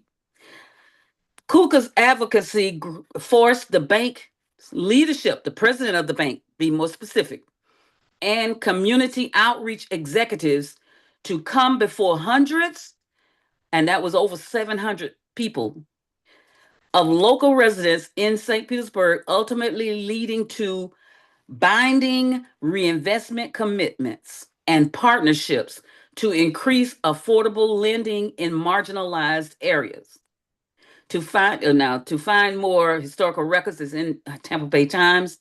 Um, Now, what we didn't do, now coming back to, we were very much, when you say trained, we were taught how to go to the person who can make the decisions, all right, rather than going and complaining to somebody at the teller's desk or someone at the writing your loan desk. You go straight to the president, the decision maker. And when he realized that many churches every morning, Monday mornings, they were bringing their congregational dollars to the bank, and they were with Bank of America. And when those churches pulled their monies out after our research, when they pulled their monies out, it made such a dent in Bank of America that the president saw that the letters, the phone calls, the letters that he was receiving, the last approach was, we're not going to call you anymore. We're going to hold a community action where people are going to literally come out physically, and we demand that you come and answer certain questions. And we don't want to hear, it may sound cold, but we don't want to hear any, well, let's talk about, we want to know, uh, are you willing to do this? Get a product. They didn't have an outreach person to go and do research in the community. Are you going to do that? Yes. Are you going to? And so redlining was one word that they didn't use in that, but redlining was also uh, seen where the monies that were being deposited, those dollars were being used on the beach area to revitalize the beach area when the South St. Petersburg was really underdeveloped. So when we did that, and we sang in the 1990s. So when we did that, the president did do some improving in the lending, but Which president was this? president of no, this is the president of the Bank of America. Oh, okay. Yeah, of the Bank of America. But And what year was that? and it was in the 1990s, so it was under Reagan's leadership. I mean, presidency, because or it was just at the dad Bush, because he came into seat. It was under the dad Bush, excuse me, because Reagan had just, his term was from 80 to 88, and dad was 88 to 92, and then Clinton come in 92. So Clinton come and helped seal a lot of the mishaps that had happened. So it was Daddy Bush that was the Right. presidency, but the banks were just lopsidedly. You can come and put your monies in, and next thing you can put $10,000 in, and you come, you send a member. I'm talking on church leadership now. You send a member to go and get a homeowner leadership loan. Uh-uh. No. Denial, denial, denial. They'll let few happen, but it was too much evidence pointing to them not reinvest. The Community Reinvestment Act was not being done. And so we went straight to the banks. But what we did not have, because we didn't have the experience of it, we did not have a reassessment tool in place. So Congregations United is no longer, most of the sympathizers didn't like the approach. They thought we should have been softer. We should have been milder. We should have been meeker. We shouldn't have embarrassed him like that. Listen, they don't have any problem not okaying you because you're of a different race and you don't see the racial problems. Yeah, well, what happened? That happened, and a Democrat had to come in and fix it. Hmm. Is what Bill Clinton did, right? Well, he did. Bill Clinton, and take it back. First thing was he did was a radio broadcast. He did a broadcast apologizing. I don't know who all remember that, but yeah, it was at his 1992, 1993. He did an apology to the descendants of the enslaved for the occurrence of enslavement in the country. Yeah. Well, who was the president after Bill Clinton? Then after Bill Clinton was Bush's son for 2 years, two terms. 2 terms. Yeah, Okay. after Bill Clinton, that's when we had the plus. Remember, because it's amazing. He was good at the. He didn't just cook the numbers. He was good at revitalizing the community and saw just where it needed to be, and was pushing for healthcare back then. But alongside the other things, but yeah, but son Bush for 8 years had all this plus plush, and then what did he use with defense? Well, that's also when the subprime lending happened. And in the 2000 to 2008. Yeah. Yeah, Uh, yeah. Oh, banks they were offered having. mortgages to high-risk borrowers with poor credit. Yeah, yeah. And they the point is, instead of educating those are hardworking people who had, and it was different. I mean, people who were Caucasian and African Americans were both caught in that, running behind after the American dream, and thought, okay, they're gonna make a way where I can own a home too. But there was another part to it. You had to pay what is a balloon payment, and there were people who were buying. There was one young lady, they noticed she had bought 8 properties. Well, those 8 properties, upon getting them, she needed people to take them off her hand, but they needed to pay that balloon appointment thing in about 3 months. And certain people thought they could do it. Other people were getting these high interest mortgages. And that's what threw it. That was illegal already, right there. That was throwing them under the bus. Well, it was what they did was they had lax lending standards, and they made risky subprime mortgages that was into complex, high-rated investments, and they were sold globally. And when borrowers defaulted, these assets that they had became worthless, and it But caused a major failure.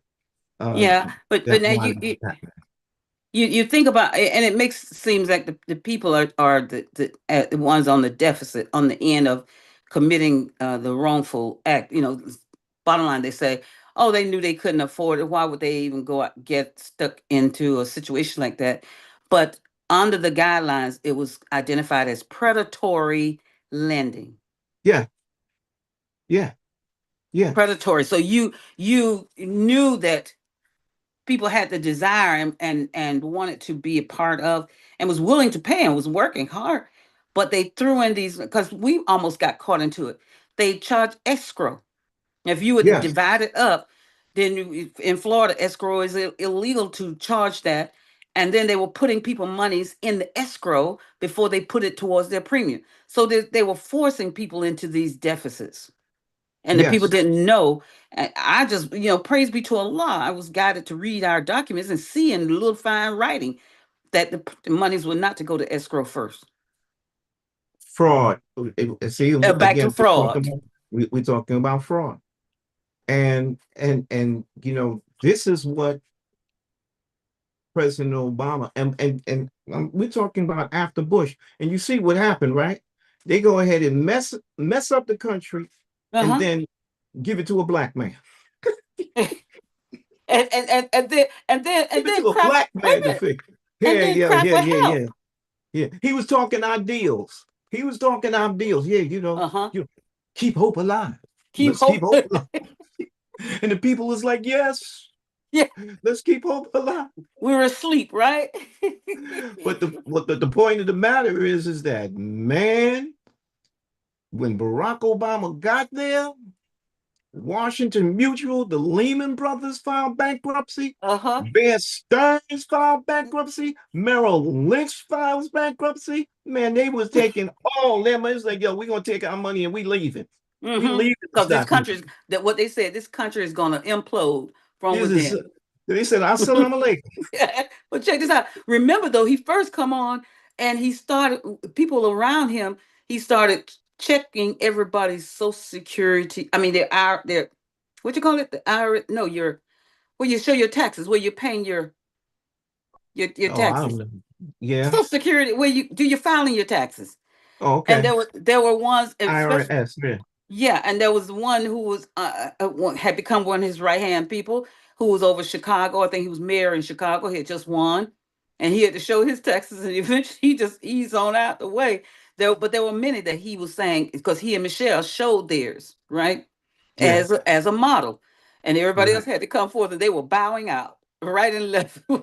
like, and they had to pay. But that was a difficult situation, man. Uh huh. And they gave it to him. They gave him a very difficult, financial situation.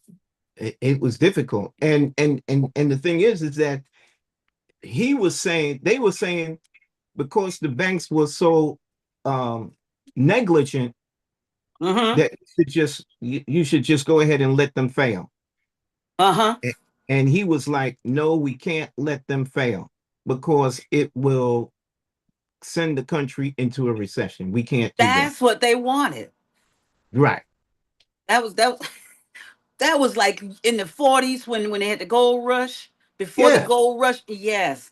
So And people wanted to pull their monies out, and there was no money in there to pull out. again, I sold you a piece of paper. I sold you a promise, but I Mm-hmm. didn't. But you don't actually have the money. But I sold you a promise that the money is there. You don't really have the money, and then when you come to get the money, it's like, yo, where's the money? The money's in the vault. Well, open up the vault so I can get it. Well, we can't open up the vault right now. We don't have the What you key. mean? My money is in there. Yeah, but don't worry, it's in there. You got the paper? I got the paper. Okay, we owe you the money. Don't worry about it. Don't worry about it. You'll get it. Yeah, but I need it now. I need it now. Not well. You don't worry about it. You'll get it. Not, but you come back tomorrow. Hey, come back tomorrow. Can't get them out. Yeah, not yet. We got a flood. You come back tomorrow. Come back the next day. Come back the next week. In the meantime, you got bills you got to pay. All the rest of that, and you can't get to your money. Rashida. Exactly. Exactly. Exactly. And then they had to come up. Well, anyway, I'm just saying that this is the kind of culture that we live in. This is Yes. a and see and again, what we're talking about. These are we're talking about what happened under George the Reagan administration. That's called, as a matter of fact, what they called it Reaganomics. Yes. Now That's what they called it. that was a trickle down effect. Trickle. Yeah, the trickle down. Don't worry, the You money will trickle down to you. in Don't worry. '88. I'm making $4.25 an hour. And it was supposed to, he put a freeze on the raises. And $5 was not even the minimum wage yet. We're talking 1988. That's just like yesterday. It is. So 38 years ago, less than 50 years. But the climate was, and at the same time, we had the stock market to go into what they call the Black Monday or whatever. And then we had the idea, take your mind away from the monies that you weren't making, let you and say, we got a toilet paper crisis.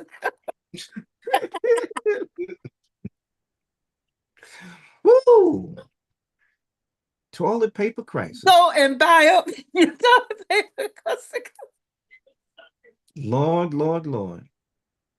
So we're going through the same. I mean, this is the same cycle. That's the point. Uh-huh. That's the same cycle that we're going through, and people don't get it. It's right there in front of your face, and you don't get it. Let's You, add a little more juice to a little more fuel to the fire, you, everyone. And this we're speaking culture. If fraud is the culture, here's what we expect. Now, I remember watching the Senate meeting, uh, interviewing, or what do you call it, as they question people, right? Uh, let's see here. Okay, David Sambol, the president. Now, my husband and I, we had our money, our home loan mortgage under Countrywide at one point. All right, 10% interest. David Sambol, the president and chief operating officer of Countrywide Financial, was fired, and the Senate asked him this question after this, from his executive role, and received a multi-million-dollar payout upon his exit, following Bank of America's four, four, $4 billion acquisition of Countrywide in 2008. Sambol transitioned to run the bank's combined consumer mortgage business. However, he was ousted shortly after and left with a massive retention bonus and a severance package. look, So this is a guy, but see, they look out for each other. yeah, and so the culture is that's it. You're at the top. You're making these devastating decisions. The people on the bottom trickle down. And this was 2008, but it still was, this was the remnant still, President Bush still, I think, was enacting, because his vice president, uh, uh, uh, I remember I'm seeing the trucks on the highway. Uh, what's the older guy? Oh, anyway, his dad's person, the idea of Reaganomics was still being Oh, enforced. McCain, you talking about McCain? The man, the one that, I'll get his name, President Bush, vice president, the older gentleman, but he grabbed him because he was already aware. He had served in his dad's presidency. He Oh, served okay. in president in the first Daddy Bush presidency. And so he was the mind that that's what I say, the mind behind, telling him how to do things, but it was still with Reaganomics being enforced. So the retention bonus, Sample was granted a retention award of over $20 million by Countrywide to ensure he stayed through the Bank of America acquisition, severance, and ouster. He was later pushed out of his role by Bank of America, but walked away with an extensive payout, which initially drew national attention for its golden parachute. And that's what the Senate was saying. And they just threw their pen down. The one who was interrogating him threw his pen down. He's just, I can't believe you made bad decisions for Countrywide and you leave and you get a bonus? Yeah, well, he knew where the bodies were. Yeah. He knew where In the 20, bodies were. And they didn't want him to reveal that. well, here's the fraud. In 2010, he settled Securities and Exchange Commission fraud charges regarding hidden credit risks without admitting guilt, agreeing I, to a $5.2 million penalty and a 3-year ban from serving. Finally, they say a ban from serving as an officer or director of a public company. boy, that guy he had a third good marshal on his team. So somebody close definitely to it. He had a third good marshal on his team. That's right. That after all that. But Yeah, they look out for each other to that degree. They look out for each other. I he paid mean, that like pocket change, 5.2 million of a 20 million five, severance right. It's like, yeah, from his okay. own pockets. Right. Um, But you know that. But I mean, listen, that's where we live today. yes. So everyone, that's the culture. So we don't want to participate in that culture, but it's woven into it. Now we hope everybody don't get a headache when they walk into a bank or they walk Ah, into a no, loan no, company. no.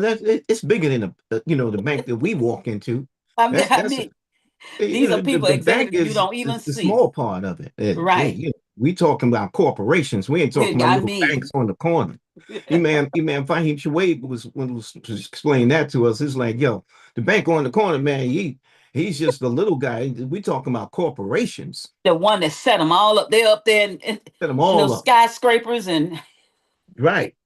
Yeah, you got a little bank on the corner. You could, you man, Fahim Shuaib said, yo, you could open up a bank on the corner. as He long as said, you you could follow. open up a bank. You could open up a bank on the corner. It's like, But hey, but you better have your paper in order. but you better have your paper in order. Alhamdulillah. You have You to know, laugh without crying because which brings it to, the whole idea about this credit union mhm, that's supposed to, what's the name of the credit union that's supposed to be? that's and this is why they're crossing their T's and dotting their I's now. Grace line. Grace Line. Because Same there's no thing, sense in these are the board, the administrators that will be behind the scene, not the ones that will be actually in the credit but it's the union. same thing. They don't Yeah, mind you. you They have to don't make mind you. sure. They don't mind you. You can open a bank. You can open a credit union, Hmm. but you But you better have better your know stuff that, together. and you Because if we see you because we might come after you. and you We can't might come cry after you. So that you you better didn't know dot your that. I's and cross your T's. Right, and you can't cry that you didn't know that. Okay, the policy was this today, and that yesterday the credit union, a national credit union administrative things changed. So you better stay up to date every day. Every day. Every day you better stay up to date. And they Because we're change. talking international policies and all of that come in. When you would lend to people, America, I have to say, they have to, the bankers and all, as they have now uh, limited the workers in the local banks. That reduced. I'll just say reduced, not limited. Reduced the workers in the bank. They're still courteous, and they still help. I'm sure you probably already you face that. You go in and they're there to help, and they're really hospitable. But what you see, oh, come on in.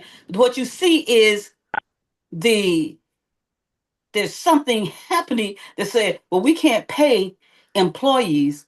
We need to keep a lot of this money for other ventures. And that, I believe, is a part. Let me not even put up my conspiracy here. I'll stop right there. Well, I'll tell you this here. There are new laws for New York City that came in January 1st, 2026. There was a minimum wage increase from 16 to $17 an hour in New York City. Exempt the minimum weekly salary for overtime is 1,200. Uh, uh, there's tip wages, cash wages, and put your microphone on mute, please. I think she's Tip putting her hand on to come in. Oh, okay.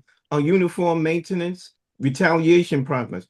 Employers are prohibited from retaliating against employees who request reasonable accommodations. Retirement program for driving in traffic, stricter point systems. New York specific cash payment mandatory. There's consumer health, and also there's new laws, new rules for St. Petersburg as of July 1st, 2026, include the prohibits of local net zero greenhouse gas emission policies and, Right. and cities outlawing gas powered equipment. Prohibits state. So you have to, the only point that I'm making in the area where you live, you Mm-hmm. should know what the new laws is because I'm telling you, they change them all the time. I mean, That's the point. And the next thing you know, you get caught out there. He said, "But yeah, but what you talking? Oh, you have to show your ID." No, I don't have to show my. Yo, that was last year. You right. didn't have I to just show asked your my last year. granddaughter this morning, did she have her voter's ID up to date? She say, oh yeah. She said they sent it to me. I said, well, double check. Call the election person, supervisor, and make sure Jabril does too. Because if you have your card, that doesn't mean anything. You may have changed addresses, and if your address is not the same as what they sent you, what they have on file, then you just be null and void, a vote gone wasted. Yeah. So you really have to you have to be on again. You kind of got have to be like on top of your game to some degree. You really have to be on top of your game with it because or you get caught out there. Let me see your ID. I don't have to show you I know my rights. I know my rights. Yeah, well, that was yesterday. I mean, that was last year. This year, there's a new law. You know, yeah, but what are you talking about? It's new year. It's a new law. Yeah, but the Constitution. We ain't talking about the Constitution. We ain't talking about federal law. We talking about state law. Yeah, but wait a minute. But that's the state law. No, we ain't talking about state law. We talking about the city of the rules for the city of was changed For this county for this county. election. This county election. Yeah, when y'all do that? I voted. Y'all voted last year. I voted last year. It was okay. Okay, Amira want to come in. 251-366. Assalamu alaikum. Assalamu alaikum. Wa alaikum assalam. This is Henry Hassi. Hey. And, yes, ma'am. We're back in the country now. Oh, we apologize. Oh, well, you're gonna hear about it, but we dropped. Oh, never mind. I won't interfere with that one. Where you coming from? Where'd you go? We went to the Grand Turk and some other stuff there over there on a cruise there. Oh, okay. I left you a message, Sister Martha. You probably didn't get it, did you? I sure did. You know what? And ma'am, because I don't think you have my 929 number. My 741 number is not in service. Oh, okay. I mean, it's in service, but it's okay. broken. The phone is broken. Okay. So I apologize anyway, now. I am back, but we are listening to the program. And I was thinking as we talk about this financial situation with banks and mortgage companies and all, what if we changed our thinking? See, because as long as we think in the terms of credit unions and that, we should be able to come up with something that will benefit us, that we don't have to go by the rules that they make up. We could make up our own rules. And that's usually called investment companies or investment ideas, you know. You set your own articles of operation that they call it there. So we keep talking about a credit union that's under, as you say, strict regulation because they got to operate according to the way either the state or the federal government has for it to operate in order to get that charter. But if we started investments, we could come up with our own bylaws, our own operation to do it. And you don't have all of those, like we've been working on a credit union 2-3 years, and we haven't got it. You could start an investment company tomorrow, and you could go for that. And the most successful things that I see from the investment standpoint is that investment companies seem to be a lot more successful than credit unions and banks. So I just wanted to add that to it. Yeah, I asked a question, my question, and I thought about the trade and something. Don't they have a commission that is that the SEC is still over that though? Any transaction, trade transaction that's done in the country? Not that it may be as strict. No. No. let's use the example I'm talking about. Now, I understand about public solicitation. Yes. Then you're right. They keep coming in. Let's say if you and I went into business, what is to that we got to abide by? And there's a law out here that we just say. You're breaking up. You must have gone through a traffic. I say we decide how Mhm. we want to operate our partnership, corporation, if you want to say, our investment companies there, because we're not soliciting public money. Okay. We are we're only soliciting for those we know. Okay. So Now, we can make up our own rules. Now, I'm sure they got something in there. I'm pretty sure that as you go, that over certain numbers and all of this kind of stuff. But just like CPC yeah. concept, that same concept,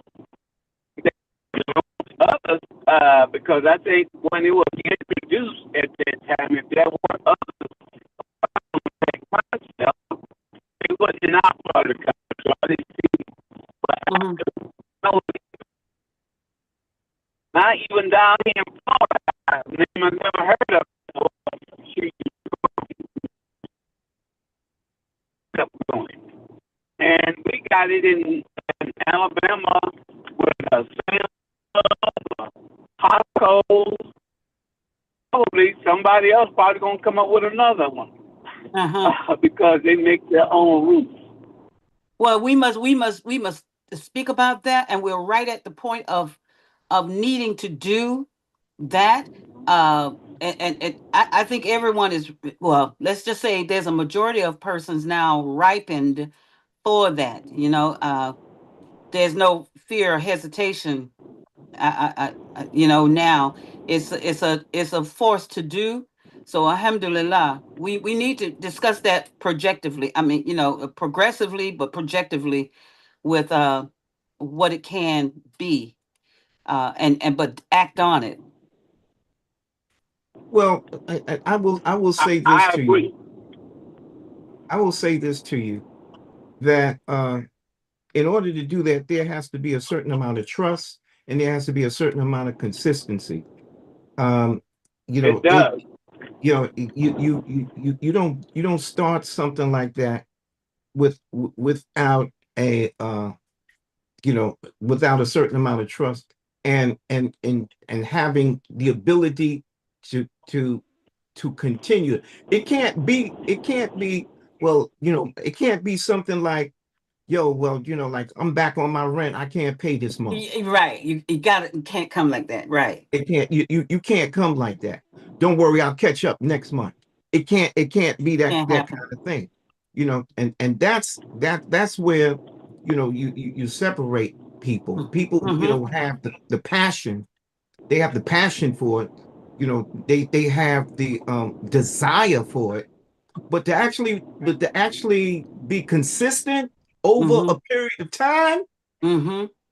that's the thing. Yeah. Mm-hmm. Now you did say one thing that it does take, and I think that's the main ingredients for all of these areas that we're trying to go into Mm-hmm. is trust. Mm-hmm. You do have to have trust or belief or faith that's called in religion. You have to Mm-hmm. have that, but you got to have that for anything, even in the banking system, because banks go out every year. They go bankruptcy, and even though the government said we guarantee all your money, it's hard to get it there when that bank go bankruptcy. And if you are an investor, your money is not protected at all.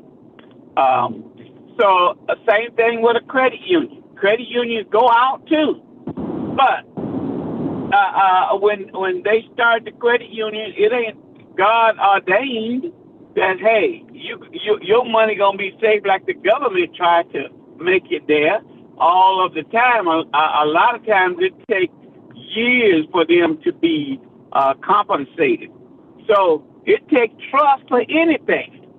And as one of the things Imam Muhammad was saying with the CPC, don't take your light bill money and that. Don't do that. Right. This ain't that type of a thing. We're not talking about that's the cat. You give it to the cat. So if you miss something, fall into need, that now you can maybe receive some of the cat. This is not the cat, but the investment, because we got to be like the people of Missouri. They said this is the show me state. You can talk all you want, but until you show me something.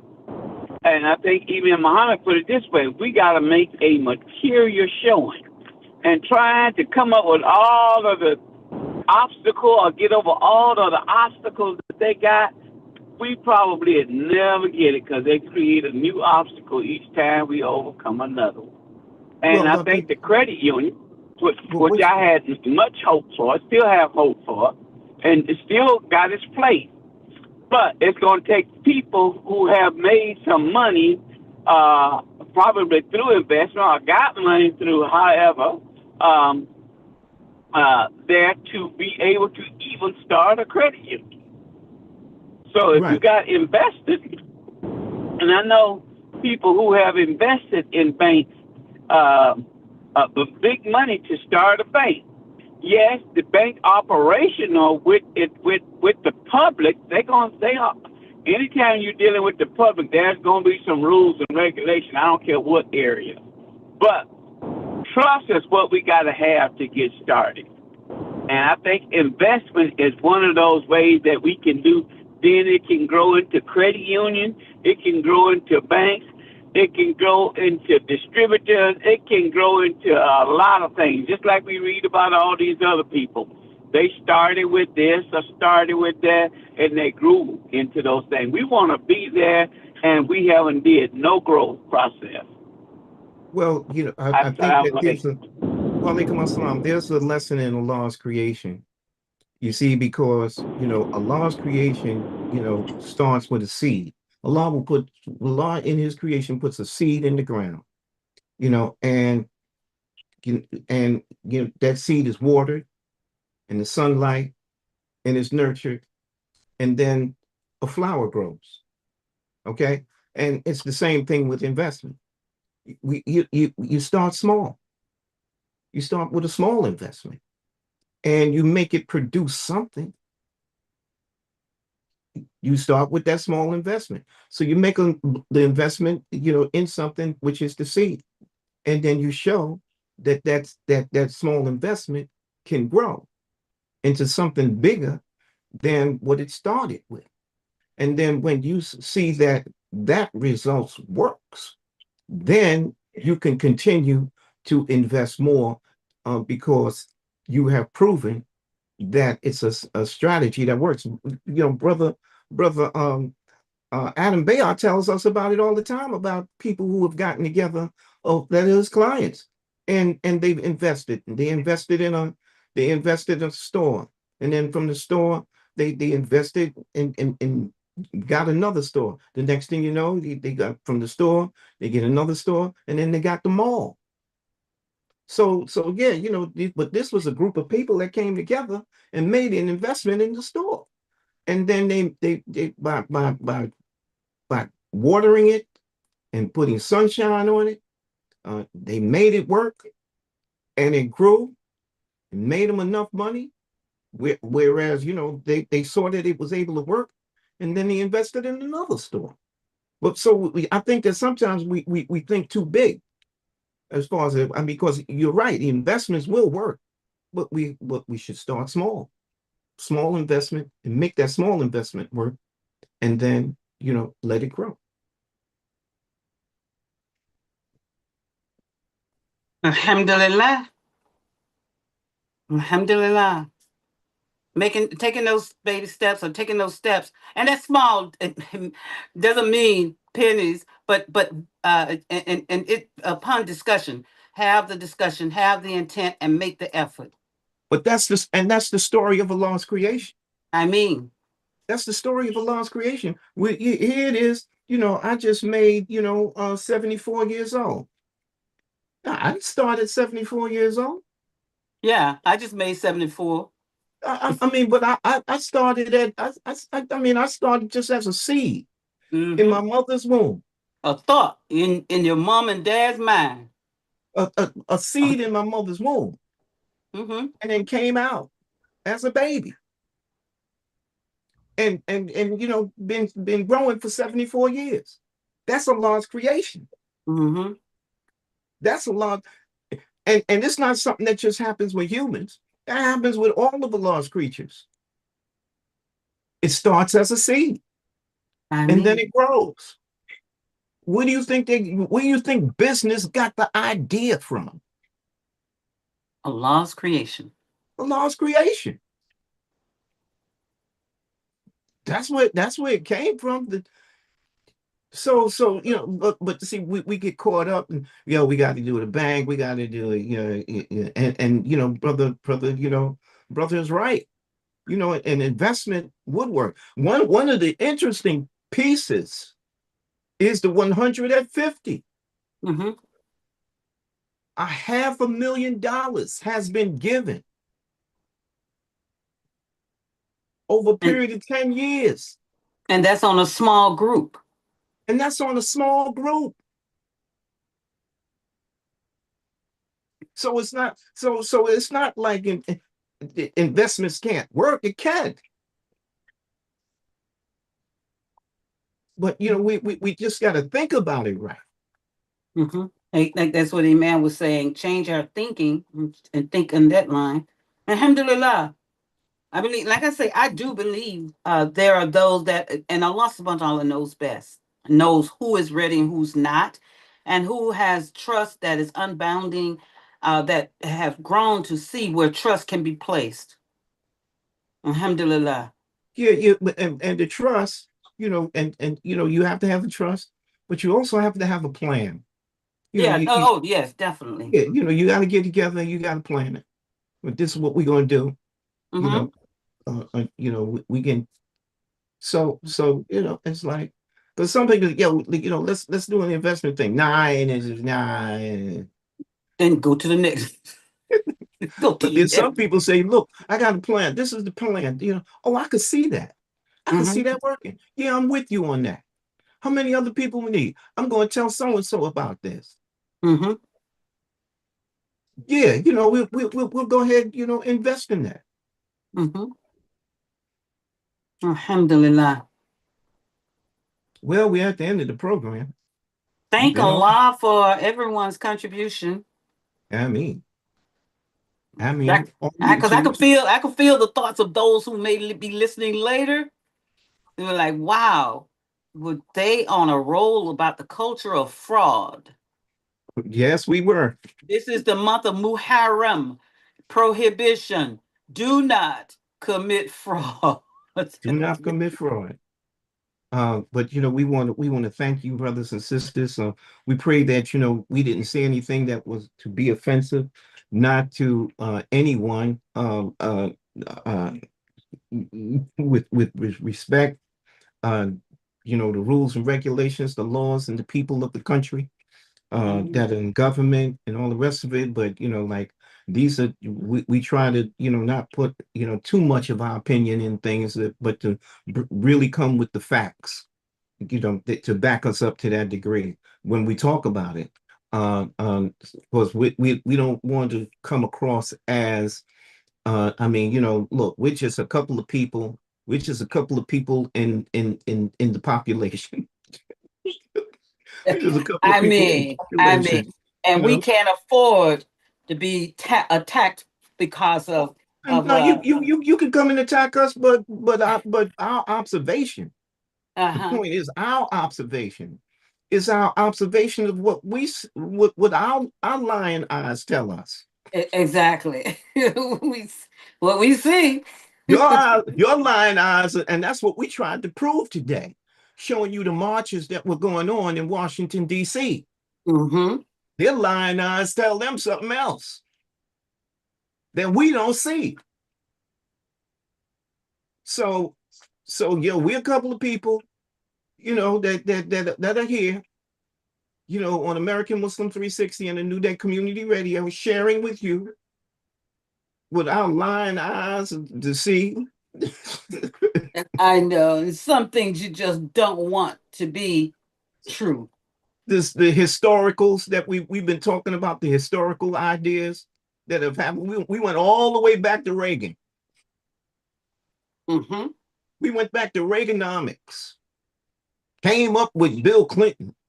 Went from George H. Bush, George W. Bush.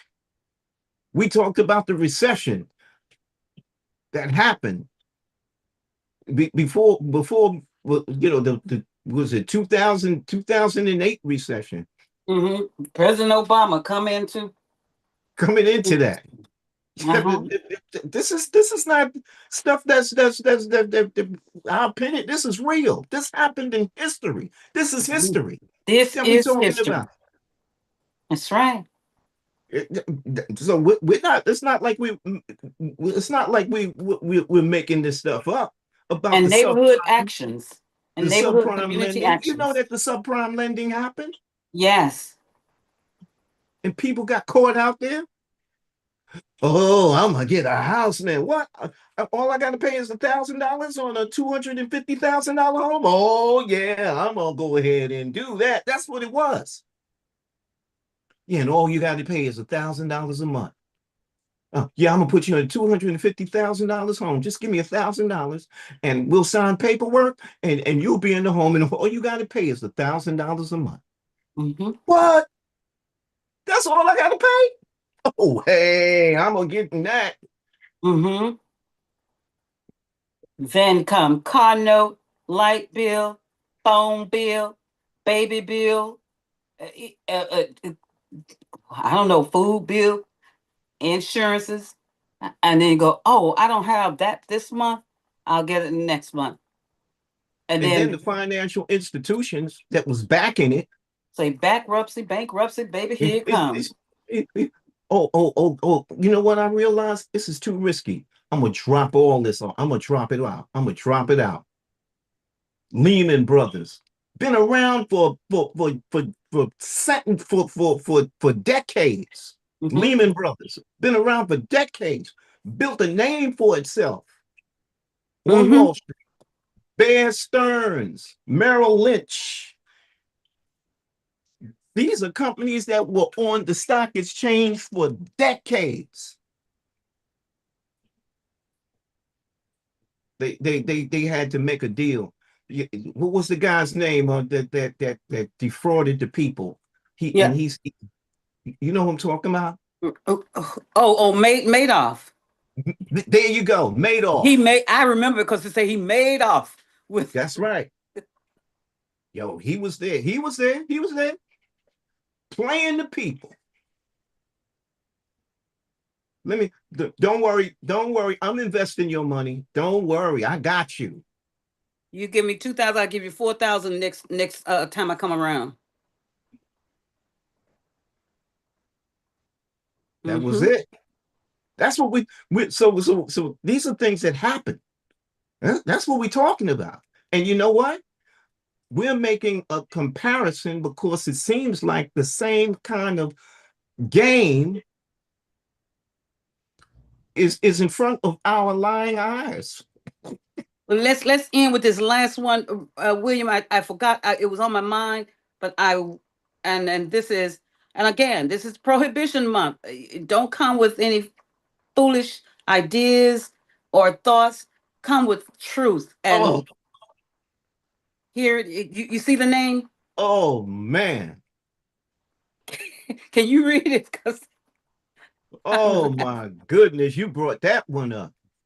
I can't see the whole thing. Okay, I can't see the I'll whole move thing. it for the Enron scandal. Enron, everyone. Enron scandal was one of the largest corporate bankruptcies in the United States history, unfolding during President George W. Bush's administration. That's the first Bush. No, this is the last one. Oh, that's he was one. Oh, so that must have been what this was between 2000 and 2008, right? Yeah. Okay. The crisis exposed massive, and here's the word, systemic accounting fraud. Systemic, where executives hid billions in debt.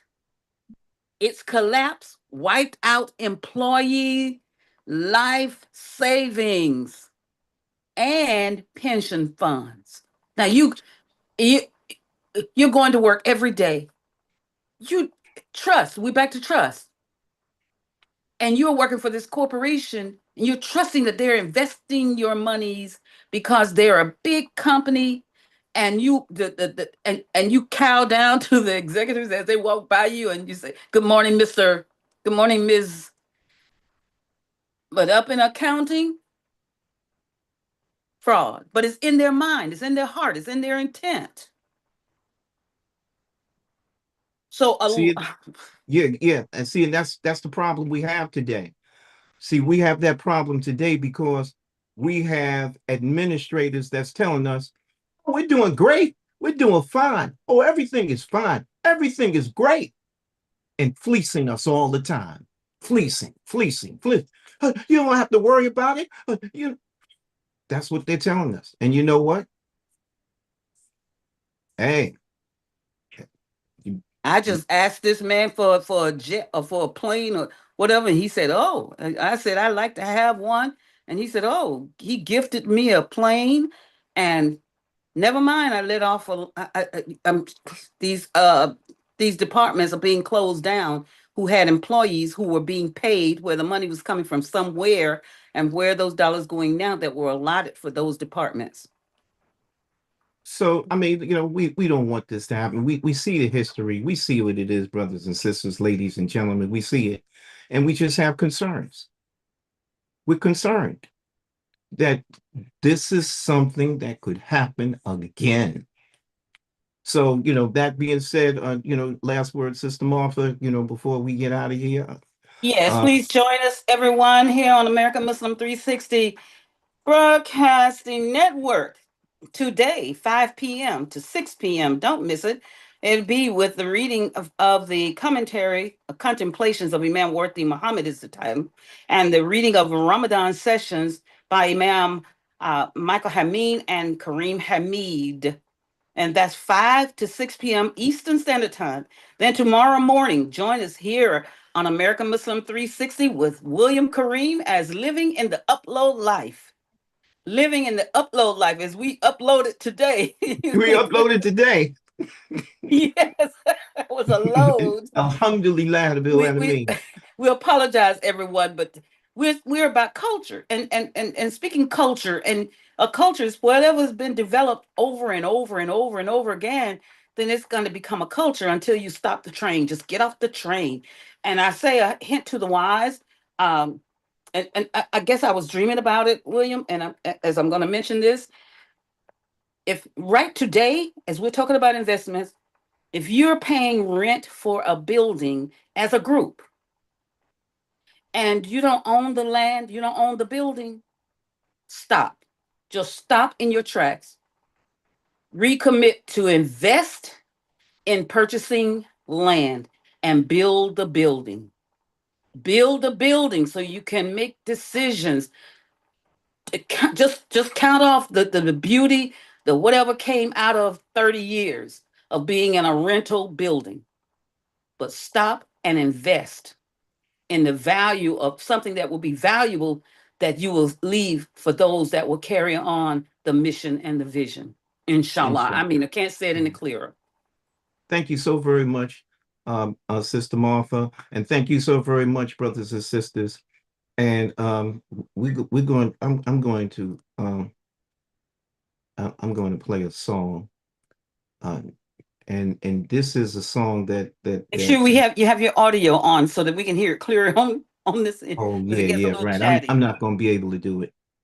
Oh, you can't do it? I don't think I could. It may not. I mean, I'll try it, but Yeah. it may not come through as clear as I'd like to. But this is called "Please Save Us" by um, Billy DeBlas. Okay.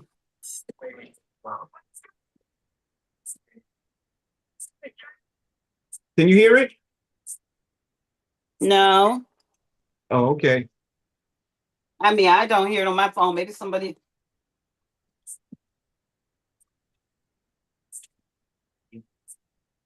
Yeah, it's playing. I hear a little scratchy, but no sound, no words. Okay. So there's no audio sound to put up, huh? From your, you can't share it on your screen and then bring the audio up through that way. He's Okay. on So YouTube. we'll save this for another time. Okay. We'll save this for another time, and we'll just, we made the effort. We tried. Bill the Blast, give him the greetings for us, please. Yes. And what we'll do is we're still working on as far as our technologies and to make these things better. And so, but we want to thank you so very much, brothers and sisters, for being with us. And on that basis, we're going to give you the greetings of Assalamu alaikum wa rahmatullahi wa barakatuhu. May the peace and the blessings of those who created us all be with you until we meet again. Assalamu alaikum. Alaikum assalam. My eyes are on you. Ameen. I mean. Goodbye.